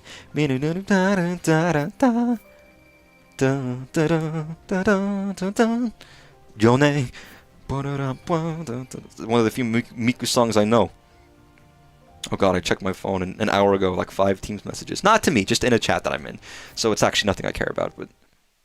New Mega looks like Miku does. I think I saw images, but I hadn't paid attention more.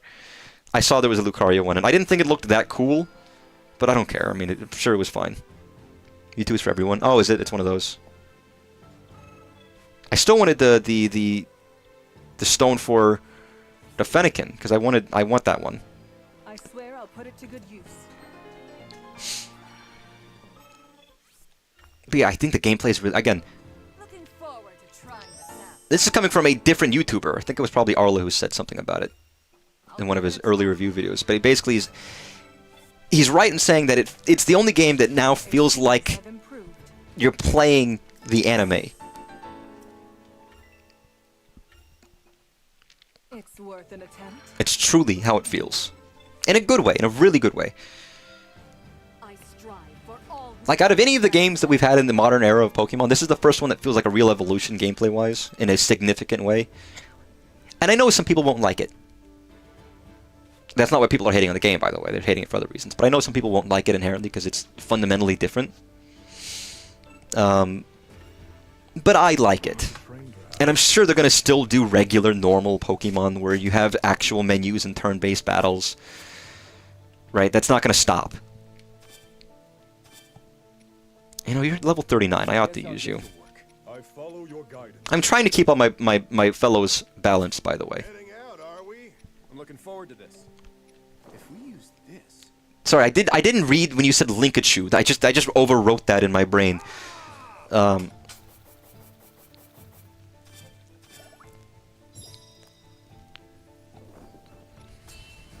yeah, I mean, we talked about it in the Discord earlier about On my way. people giving it shit.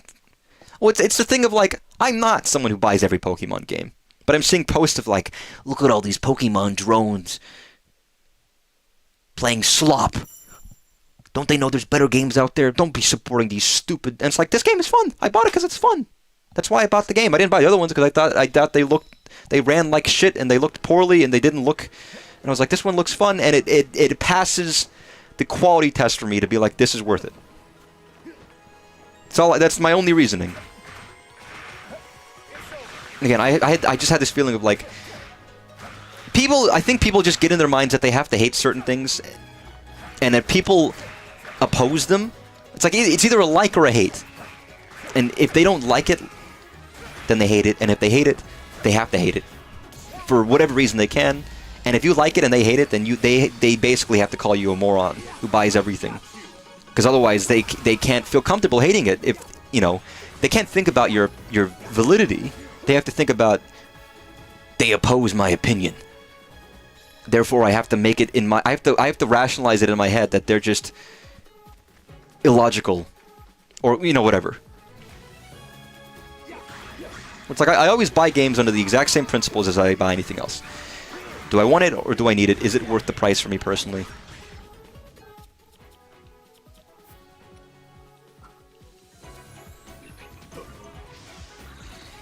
But I've noticed that these days, I feel like I've noticed it a lot more, where people are so, like, so critical and negative about it. I'm like, okay, whatever, game's a little expensive.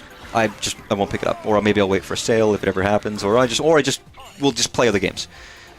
There's more games coming out every day than I can possibly ever play. And hell, I just got I got the Jingle Jam collection. I 35 pounds to charity, you get a bunch of games. It came with Core Keeper, which is it's like a top-down game similar to Terraria. Where you're in a cave, and I've heard of all these very good things about it. Other games there, a whole bunch of games, a lot of fun stuff, whatever. It's like I can't play, that's like 10 games that I just acquired. It's like, okay, yeah, I guess I won't pick up Luigi's Mansion 2, because it was like 60 or 70 or whatever, however much it costs. I can play the $10 game. And I'll leave it at that. Like, I can judge a game for being shit and running poorly, and being unoptimized or whatever, or half-baked or whatever. Like, I gave a lot of shit to Cyberpunk. I gave it a lot of kudos for recovering.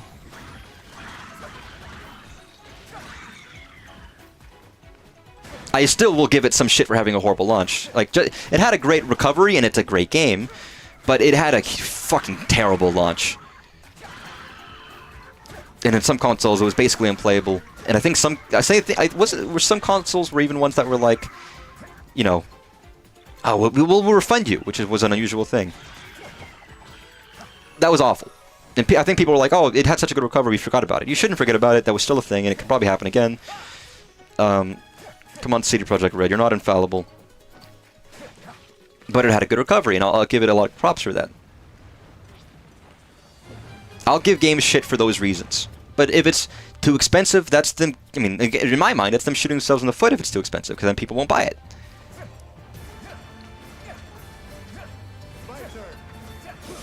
I think some people are saying whatever reasons they can. They hate something. When the real reason is, it's more expensive, but they'll buy it anyways. If it wasn't worth the price, they wouldn't have bought it. But they're complaining that it's more expensive than they would like. And in my mind, either buy it or don't. Buy it and suck it up and accept that you paid the cost for it. And if you find out that it's not worth it after the fact, fair enough. And there's plenty of people who can't afford games, and that's a whole different story. And that sucks. And I wish games were more affordable. But it's not a reason to hate on the game itself, though. Cyberpunk was infamously bad. Yeah, it's so famous that they put it in the museum of, like, bad inventions or whatever. I don't know if they've taken it out now, or if they're still keeping it in there for its launch. But it was genuinely in there, and they had a clip of the game, like, on loop in the museum. I don't remember where it was at. It was in New York or something. We'll see about Witcher 4. If it will be any good or not. Again, I've never played a Witcher game. I know people like Witcher 3 a lot. I've heard good aspects to it and bad aspects to it. Apparently very good storytelling. Okay gameplay. And that's kind of the meat of what I know about it, to be honest. Tremendous work. Oh, I'm excited. I know that you're going to lock in. There's certain series you give a shit about. A lot of series I don't care about. Although every year I play more games and get more series to care about. Again, because I was doing my gameplay review. What games did I play this year? A lot of them were like, I beat Half-Life Episode 1 and 2 this year. I beat Castlevania, Donkey Kong Country, and Resident Evil, and whatever else. So I'm adding more and more series to my repertoire of games that I can play. And I'm like, oh, okay. Oh, wait a second. Is this... Kind of funny, I don't have that many relevant series. I mean, there's some games. I know you don't think I enjoyed it, but I did put Subnautica in my top 10 games of last year. And I can already confirm Terraria is in my top 10 games of this year. I just want you to finish FF7. I really think you'd like Remake and Rebirth. You'd probably like Rebirth more because it's longer and there's more side quests and it's more big. I also want you to beat Undertale, and there's other games I want you to beat. I mean, the two games you got me to play were Subnautica and Terraria. Both of those are huge, massive games, and I like them, and they're both in my top 10. Like, they were top 10 last year, top 10 this year. Those are huge time investments. The games I gave you are like 10 hours, maybe 30 hours for Final Fantasy VII. Not very long at all. When it comes to RPGs, those aren't very long games. Hell, even Deltarune, which I think I might like more than Undertale at this point. Alamo and the Knight Construct headed for the Elma Knolls to carry out their role in the King's operation.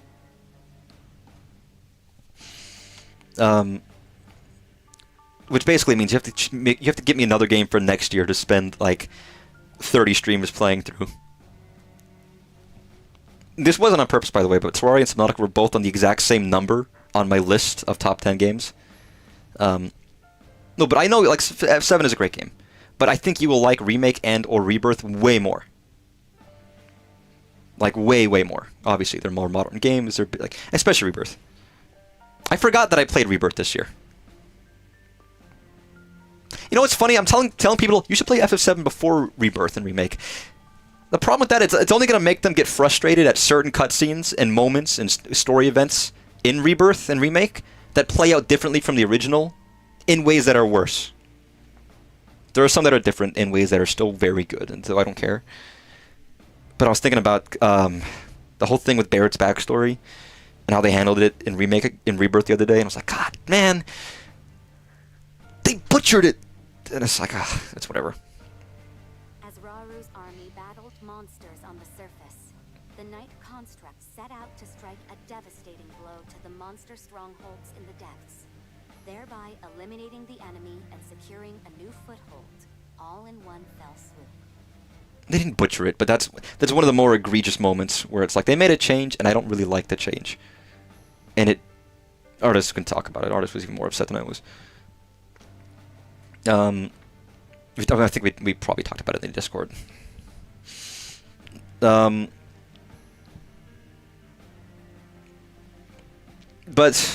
I really did forget I played it this year, though. Thus, the fate of It's a long year. plan hinged entirely on the Knight Construct's success. I mean, I streamed it, I streamed the entirety. I put, 150 hours on stream of FF7 Rebirth. I did almost everything. It helped that I only did it once a week. If I was doing it every single day, I think I would have gotten burnt out on it. Now, even then, I still got burnt out on it, because I was doing it with, 6-hour streams, but I guess next year I need to have another game to replace it. Because there are big RPGs I would like to go through and stream. And I don't want to take up 3 months worth of time every other day. So if I could just do 1 week, 6-hour streams, I'll get through it eventually. Alright guys, ready for Star Fox? I don't know. 60 hours, something like that. That must be the place they were talking Maybe less, maybe more, I don't remember. You know what to do, bud. So get in there and My beautiful eagle friend. Yo, my best thing about this, my friend, is that he turns into an eagle and flies in the sky like a bird.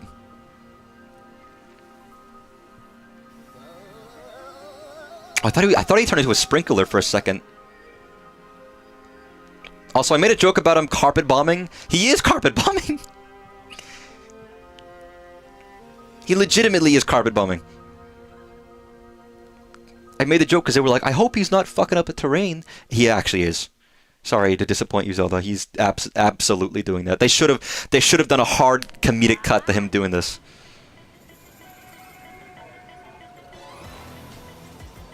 Ooh, listen to this music. Bum bum dun, dun, dun, dun, dun. Give me that. Ooh.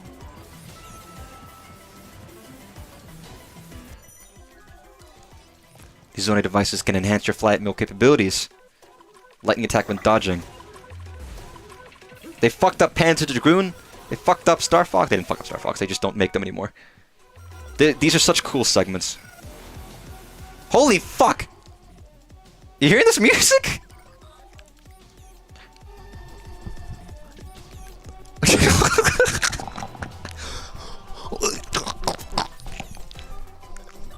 I feel like I gotta, like... I have to fucking go ape shit right now. So I'm turning this shit up.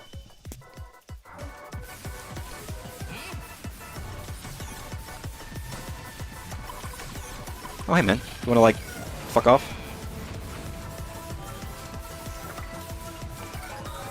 Yeah, they had segments like this in the previous one. Much worse, much less fun, and not like Star Fox. They were just control a big machine, but they were boring and slow.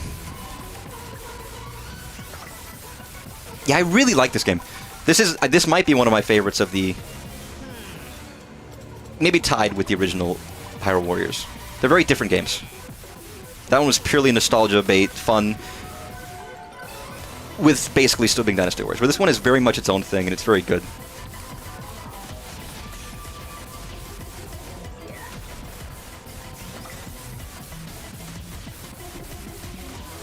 It feels like the previous one of these tried to do a lot of things that this game is doing right. They just didn't do it as well. That's probably why I didn't like it. Oh my god.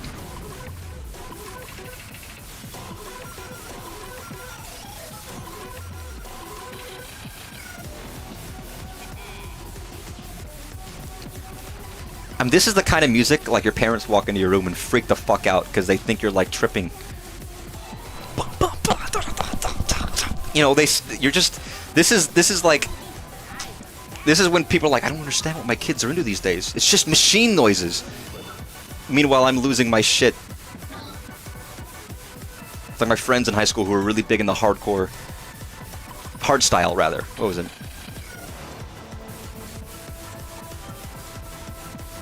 You know, it actually fits with Tears of the Kingdom as well, because you built, the amount of flying machines I built just to go soar the skies.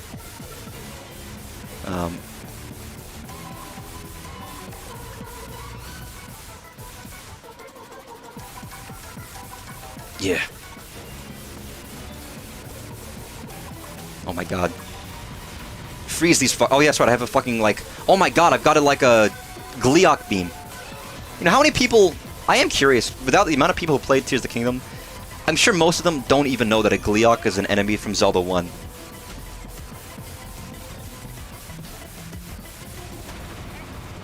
That I don't think... What, did it ever show up in another Zelda game? Was it, like, was it... Did it come back before then? Because I don't remember. Please transition directly into battle. Though it would be really cool if this transitioned back into, like, normal fighting. Work of Ages, really? It does! That's awesome! We're going straight from the Star Fox segment back into battling. That's great. That's wonderful. I would have figured it would have been Season, since Season started as a remake of Zelda 1. I'm glad you knew that. I'm proud of you.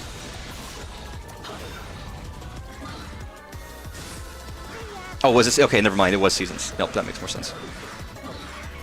Sorry, I was just guessing and I got it right.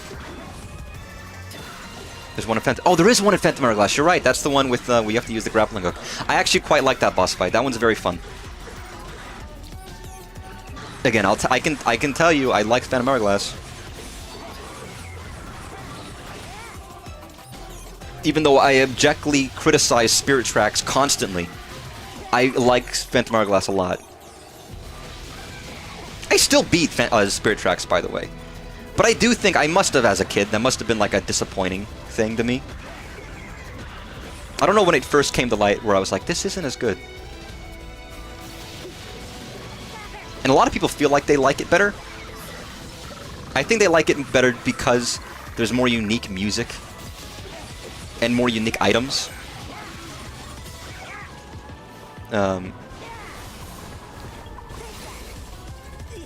You know, with Spirit Tracks at least, where Phantom Hourglass is maybe a little shorter, more basic items. And it's just like, maybe people think, oh, it's like a portable, maybe slightly inferior version of Wind Waker. And it's like, okay, sure. I think Spirit Tracks just does a lot of stuff I don't like. You probably wouldn't. I don't. I can like aspects of Spirit Tracks. It's not that bad. I could play it and enjoy it. And yeah, I actually think you wouldn't mind it. But I think you would probably like Phantom Hourglass more. And there's a lot of good aspects of Spirit Tracks. If they ever bring it to the Switch, again, there's fun areas and there's fun puzzles in the game. It's good dungeons. It's short and it's kind of easy. That's the only flaw in Phantom Hourglass, playing it as an adult anyways, was like, yeah, this isn't that hard. There's still fun, cool, and clever puzzles, though, even if they are easy puzzles. It helps that I know what to do.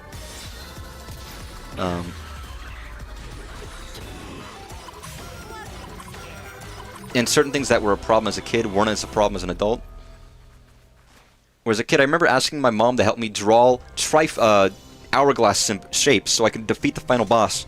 Where for some reason I couldn't do it on my own. I was like, oh man, the handwriting recognition's terrible. And then as an adult, it's fine. It's like, oh, maybe I just had bad handwriting as a kid. Maybe I wasn't doing it right.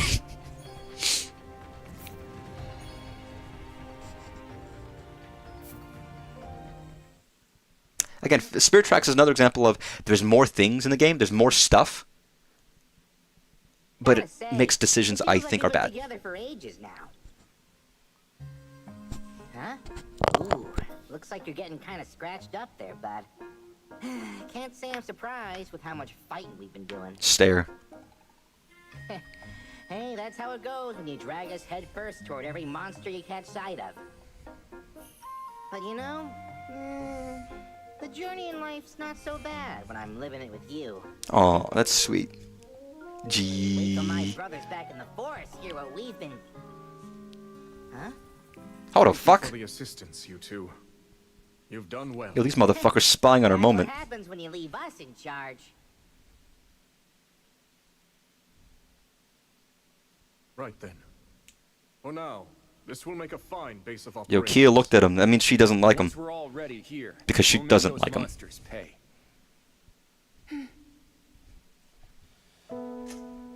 Strange, isn't it? How twins raised separately might end up complete opposites. I understand now. Twins raised separately are different from each other. Amazing. Let me admit it. But he fights for every one of us. And while I've known that deep down, it's time I finally make amends. Anyone else want to just like snap the horn off?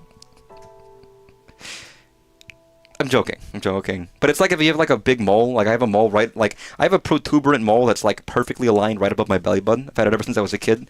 And there's moments where I just want to like fucking like flick it off, just like rip it. And you can't do that. You're not supposed to do that. But there's just like that feeling that I could just like pinch it and just rip it off. It's like, no, you can't. Obviously not. I'm really doing a lot of this stuff in the content in this game, though. I'm doing a lot of the side stuff. I'm not gonna grind.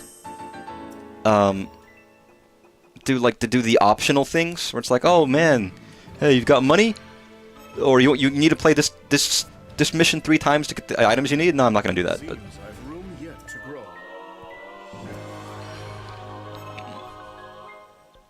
and it's funny. There's so many games I haven't played. I've been playing all these new games recently. There's other games I wish I could have streamed more, like Hades 2, which I'm still playing on my own slowly over time. I would like to get the conversations as well, but I don't know what they entail. at all. Oh, finally I got this one. Excellent work. I've been playing it recently. Very slowly. Again, there's so many other games that I've been playing, but I played it a whole bunch the other day. Did I have any screenshots of it? Whoa. I feel obliged to check my screenshots. Oh, that's right, because I was playing Deltarune. Oh, that was, No, that's Toby Fox. Merciful. Oh, I just wanted to... There was the music, sorry. There was music in that scene, and I was like, I really like this music, and I wanted to. Oh yeah, I got Volcanic Strike to level 8. So every 2 seconds, I had Blast Recharge, 400 damage. I was like, oh my god. It was so good. I was like, it was great. It felt amazing. Every attack was like, boom! Boom! It was wonderful. It was beautiful. Oh yeah. The Quizzard. So, sorry, if you didn't watch my stream of Blippo, you really owe it to yourself. I want to mention that. It was amazing. Don't worry, it was just me watching TV for 4 hours. It's not real TV. That's the Quizzard. He asks mysterious questions for your characters to solve. What did I screenshot? Sorry, what? I love looking at my album, because why did I take these photos? Also, this is proof right now that Vinny is Barrett. Can't you feel the planet crying out in pain?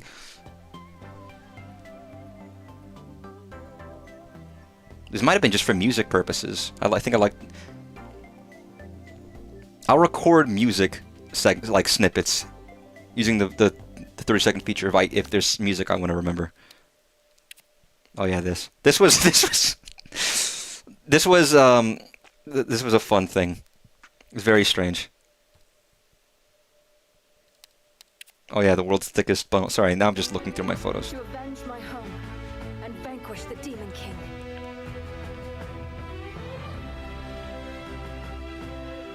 Listen to this fucking music. Another of those constructs. Yes. Dun, da, da, da. Sorry, I love this fucking song. Although the other one appears to have sided with us. Beautiful. Great melody. Oh yeah, I got 5 raw whole birds. I don't know what that was funny to me. Yeah, this was fun. There's a little museum you can go to in the world. Yes, everyone's already seen, but everybody in this game is a freak. Also, I love in the background you could just see piles of trash, rubbish everywhere. Oh yeah, evil child.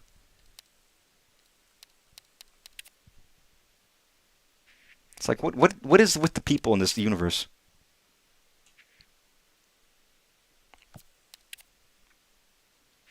It's me. If I had contacts, this would be me.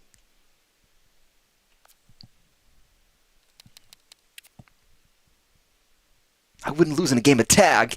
If only this had been tag, world's #1 tag player.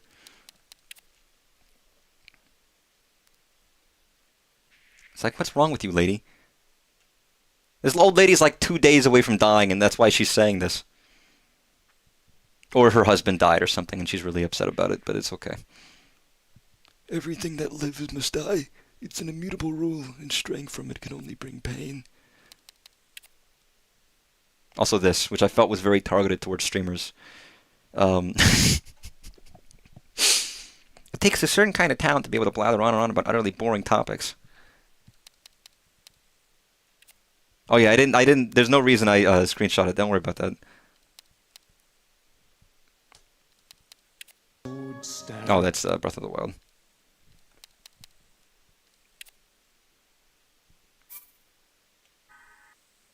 What did I...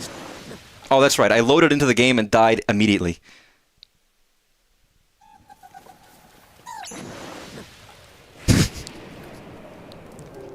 Which I thought was very funny. It's like, come on, man.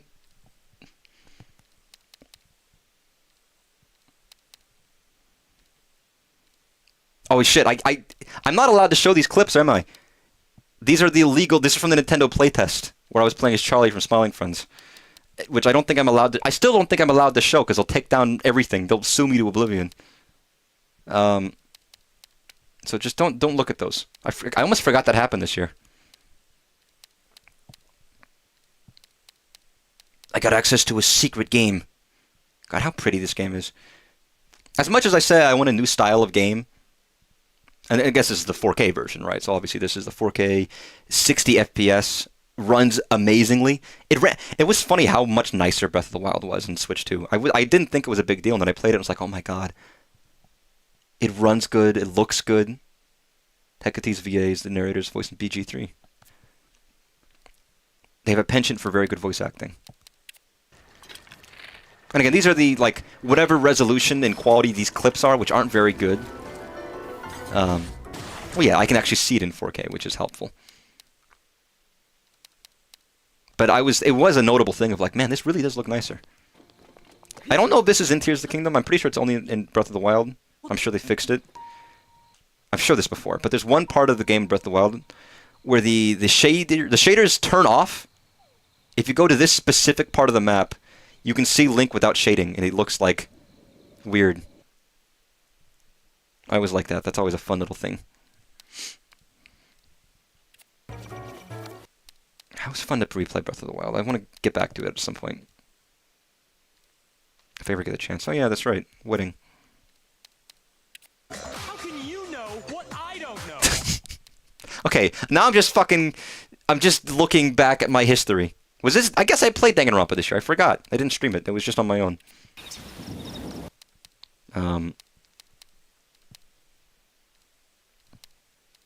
I know. It's too early for me to replay. Echoes was not this year. This was last year. 16th student. Yeah, it's lying hidden somewhere in the school. The one they call the ultimate despair. Watch out for her. It is, I mean, sorry, if you've never watched or seen Danganronpa or played it, you don't understand the humor of this line. I actually really like Danganronpa. It's just stupid. It's fun, and you can take it seriously, but there's a lot of silliness in it. I own Ace Attorney. Maybe I'll play the first Ace Attorney next year. I have the collection. It's probably worth it. I'm already thinking about what I'm going to stream next year. I saw Rolling Stones ranked 100 Line as the 7th best game of the year. I'm sure you loved it also. I like this image. I drew this. This was for a Splatfest. The only multiplayer game I actually end up playing is Splatoon. It was like rice versus bread versus something, and I thought I had to make a post. Oh, that's... See, now we're going back to last year. Here's Thousand Year Door, where everyone would have fucked Luigi, or Mario, rather. Robertsons. Cloud Robertsons. Oh, that's the hated Pikmin 2. Oh, yeah, that's when I beat Hades. That's when I just beat Hades 1. That was not too long ago.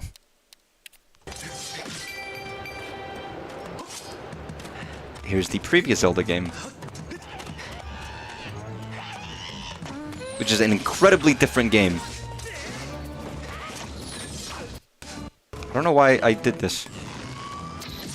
Fuck you. For whatever reason, I was having a fun time.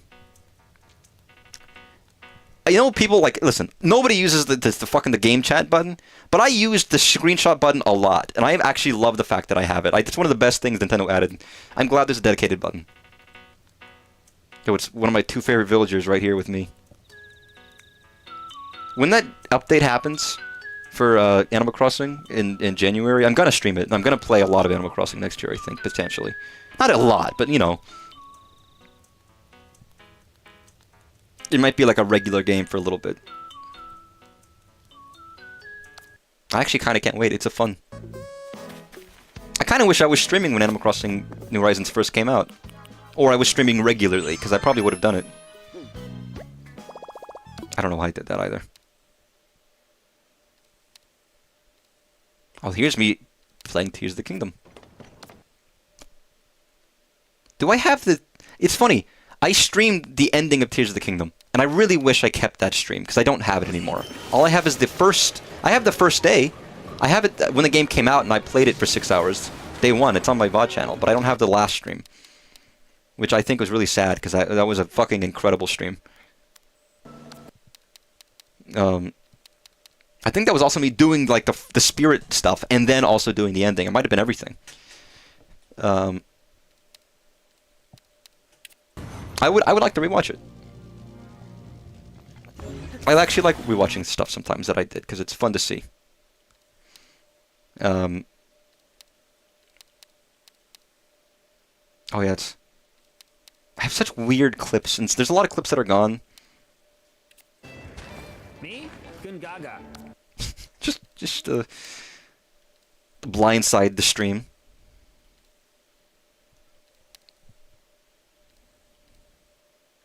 Oh yeah, when I beat Xenoblade. Because every Xenoblade game has to end in like fucking space or something. Also, when I beat Final Fantasy VII. Where they say the train line, everybody. The very poorly localized game still got some humor in it. God, what a fuck... I had like 150 to 200 hours in Xenoblade. There's so many things to do.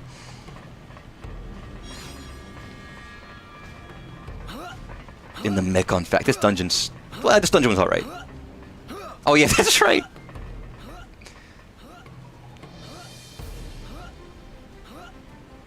You good?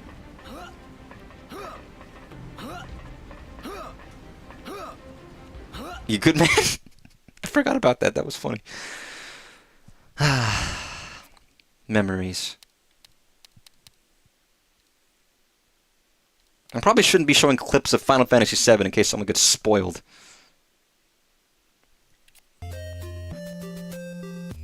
Oh, that's right. The little dance in Mother 1.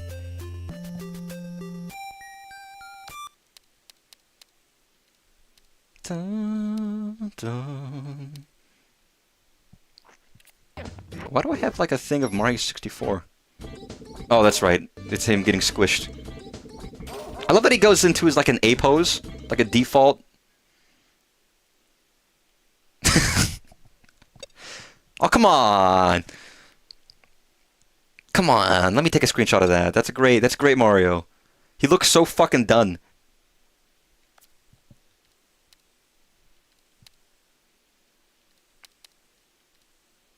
Oh yeah, that's right. This is when ZA came out. And when I glitched out... It's funny, even ZA ran mostly well. There weren't really game-breaking glitches, but there was this glitch. Arceus, sorry. Arceus, not ZA. Which I actually like this glitch. I think it's because it's hard to do on accident. You really have to try to do this.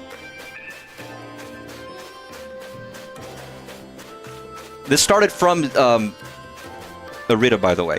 Her dress will grow infinitely if you walk around her in a circle. I don't know how this happens. Just conceptually, how does this, even as a glitch, how does this function? What could possibly tie you walking in a circle around a character to make their clothes grow infinitely? But don't ask me, I don't know. It's actually a miracle.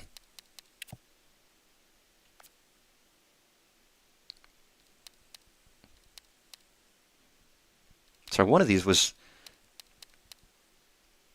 No, but it's nice to see the evolution of games. Missing a lot. Mix of either fabric physics.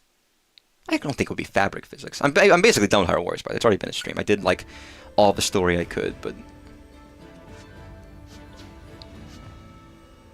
we're nearing the end of this. I don't know how much is left. I don't know if anyone else has beaten this yet. But I'd imagine, like, I only have like maybe a stream or two left of Hyrule Warriors. And by the way, I know I've only streamed like this once. Right now I don't have NSO. I'm in a family plan and they're dragging their feet on getting it readmitted because they fucking forgot their like password and they had to make a new account and all that. But because I've been waiting to stream it, I actually haven't even done the single player yet, and I want to do it. So I'll get back to Kirby Air Ride soon. I obviously won't be streaming tomorrow because I'll be at the movies. I'll probably be streaming Device 6 pretty soon because I want to. I might do more Mario Kart, I might do Hades, I might do a couple other random roguelikes and other fun games for the end of the year. The year's winding down. I don't think there's any big releases. Except for Metroid Prime 4, which I probably should have talked about, and I kind of want to. But I'm not picking it up because I do want to play the games in order. Even though I know I don't have to. You don't have to tell me. I know I don't have to play them in order. I'm going to. Even though it looks like a game I would really enjoy, I'm depriving myself of it and playing it later. You have to play them in order? Well, fuck you. I don't do what you tell me.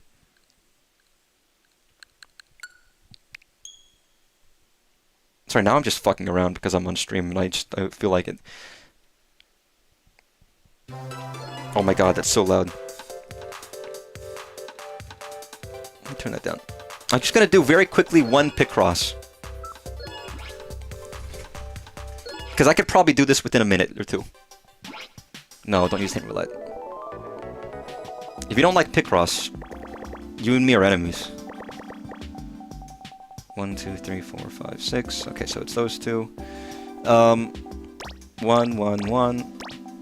And if you don't know how to play this, I'm not gonna... Oh, that's the wrong one. Sorry, wrong button.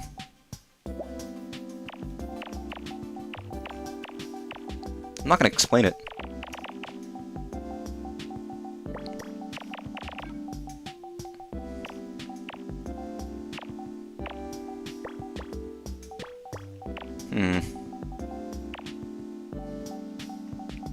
So now it's... Which that means that's done. Beautiful. But they're fun games. Oh, that's done. That one's done. That means that's obviously not good. It has to be there. Which also means that has to be there. 1, 1, 1. 1, 2. 1, 1, 2. Which means that has to be there. Yep.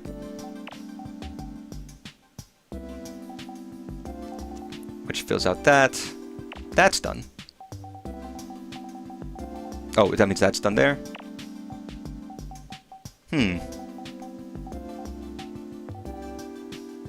Which means that has to be there, and that has to be there. 2, 3, 4, 5, 6. 1, 2, 3, 4, 5, 6. Which means that's not there. Listen, Picross is a simple and easy game. Anybody can play. From 2 to 22. That's it.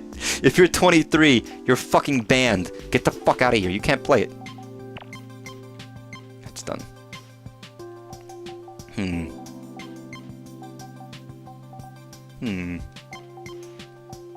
What?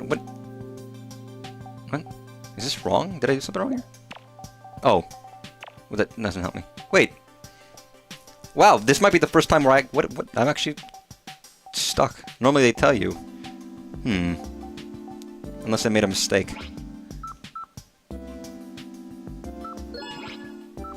Instead of trying to figure out where I made a mistake, it's probably just quicker to restart. It's like if you made a mistake in Sudoku. Like, if you make a mistake in Sudoku, it's like, it's almost easier just to, like, I don't know, just fucking erase everything and try again.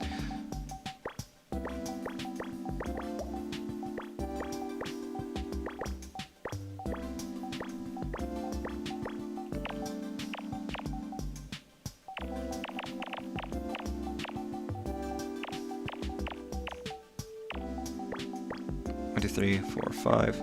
A lot of these is going to be the same, but it's... I don't even know if I made a mistake. I don't think I did, to be honest. It might just be a case of you got to fucking guess, which is not true. That's never a case in Picross. There's always a way of logicking out your puzzles. Which would be there. And there. Which would be there. Wait, why did I put that? No, that's not what I meant to do.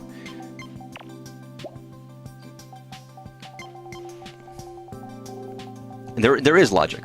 There always is. That's what you have to realize. Oh no, because that could be there. Of course it could be. Yeah, that probably was my mistake, wasn't it? 1, 2, 1, 2, blank 1, 2, 1, 2. So that one has to be there. 1 blank 1 2 1 blank 1 2. So that has to be there.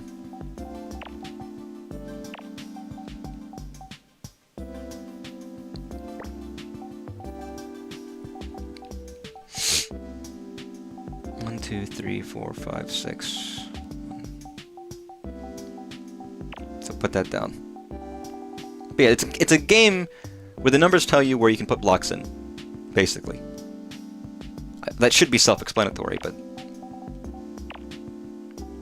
if it's not, that's what the game is. You figure out where the blocks go based on the numbers on the left and the right.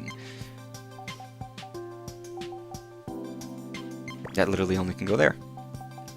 Which means that can only go there, which means that's filled out, which means that 2 goes there, which means that's a 1 right there.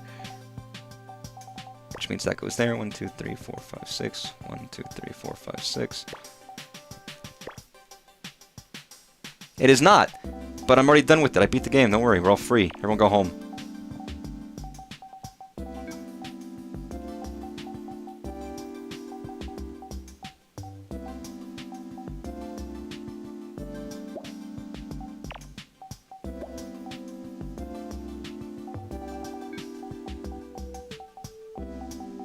Yeah, that's what I did wrong. I see.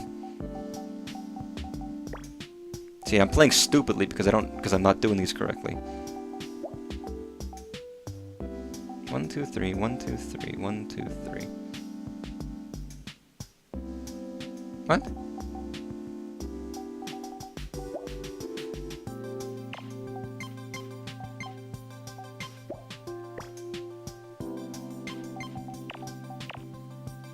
Oh, that's why. I understand, okay. I'm doing worse. Maybe it's because I'm on stream. I'm normally nailing these, and for some reason I feel bad and foolish that I'm like fucking these up. That can only be there, which means that can only be there.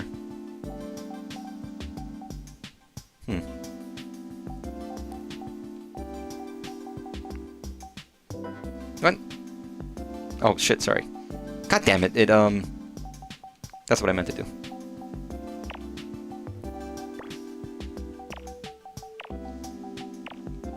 It feels bad when you make a mistake and it's like, you fucked up, and it's like, oh god damn it, I would have noticed. Give me a second. I've seen people play this game where they just do it all within like 10 seconds, and it's the most enrapturing thing you've ever seen. Could literally only go there.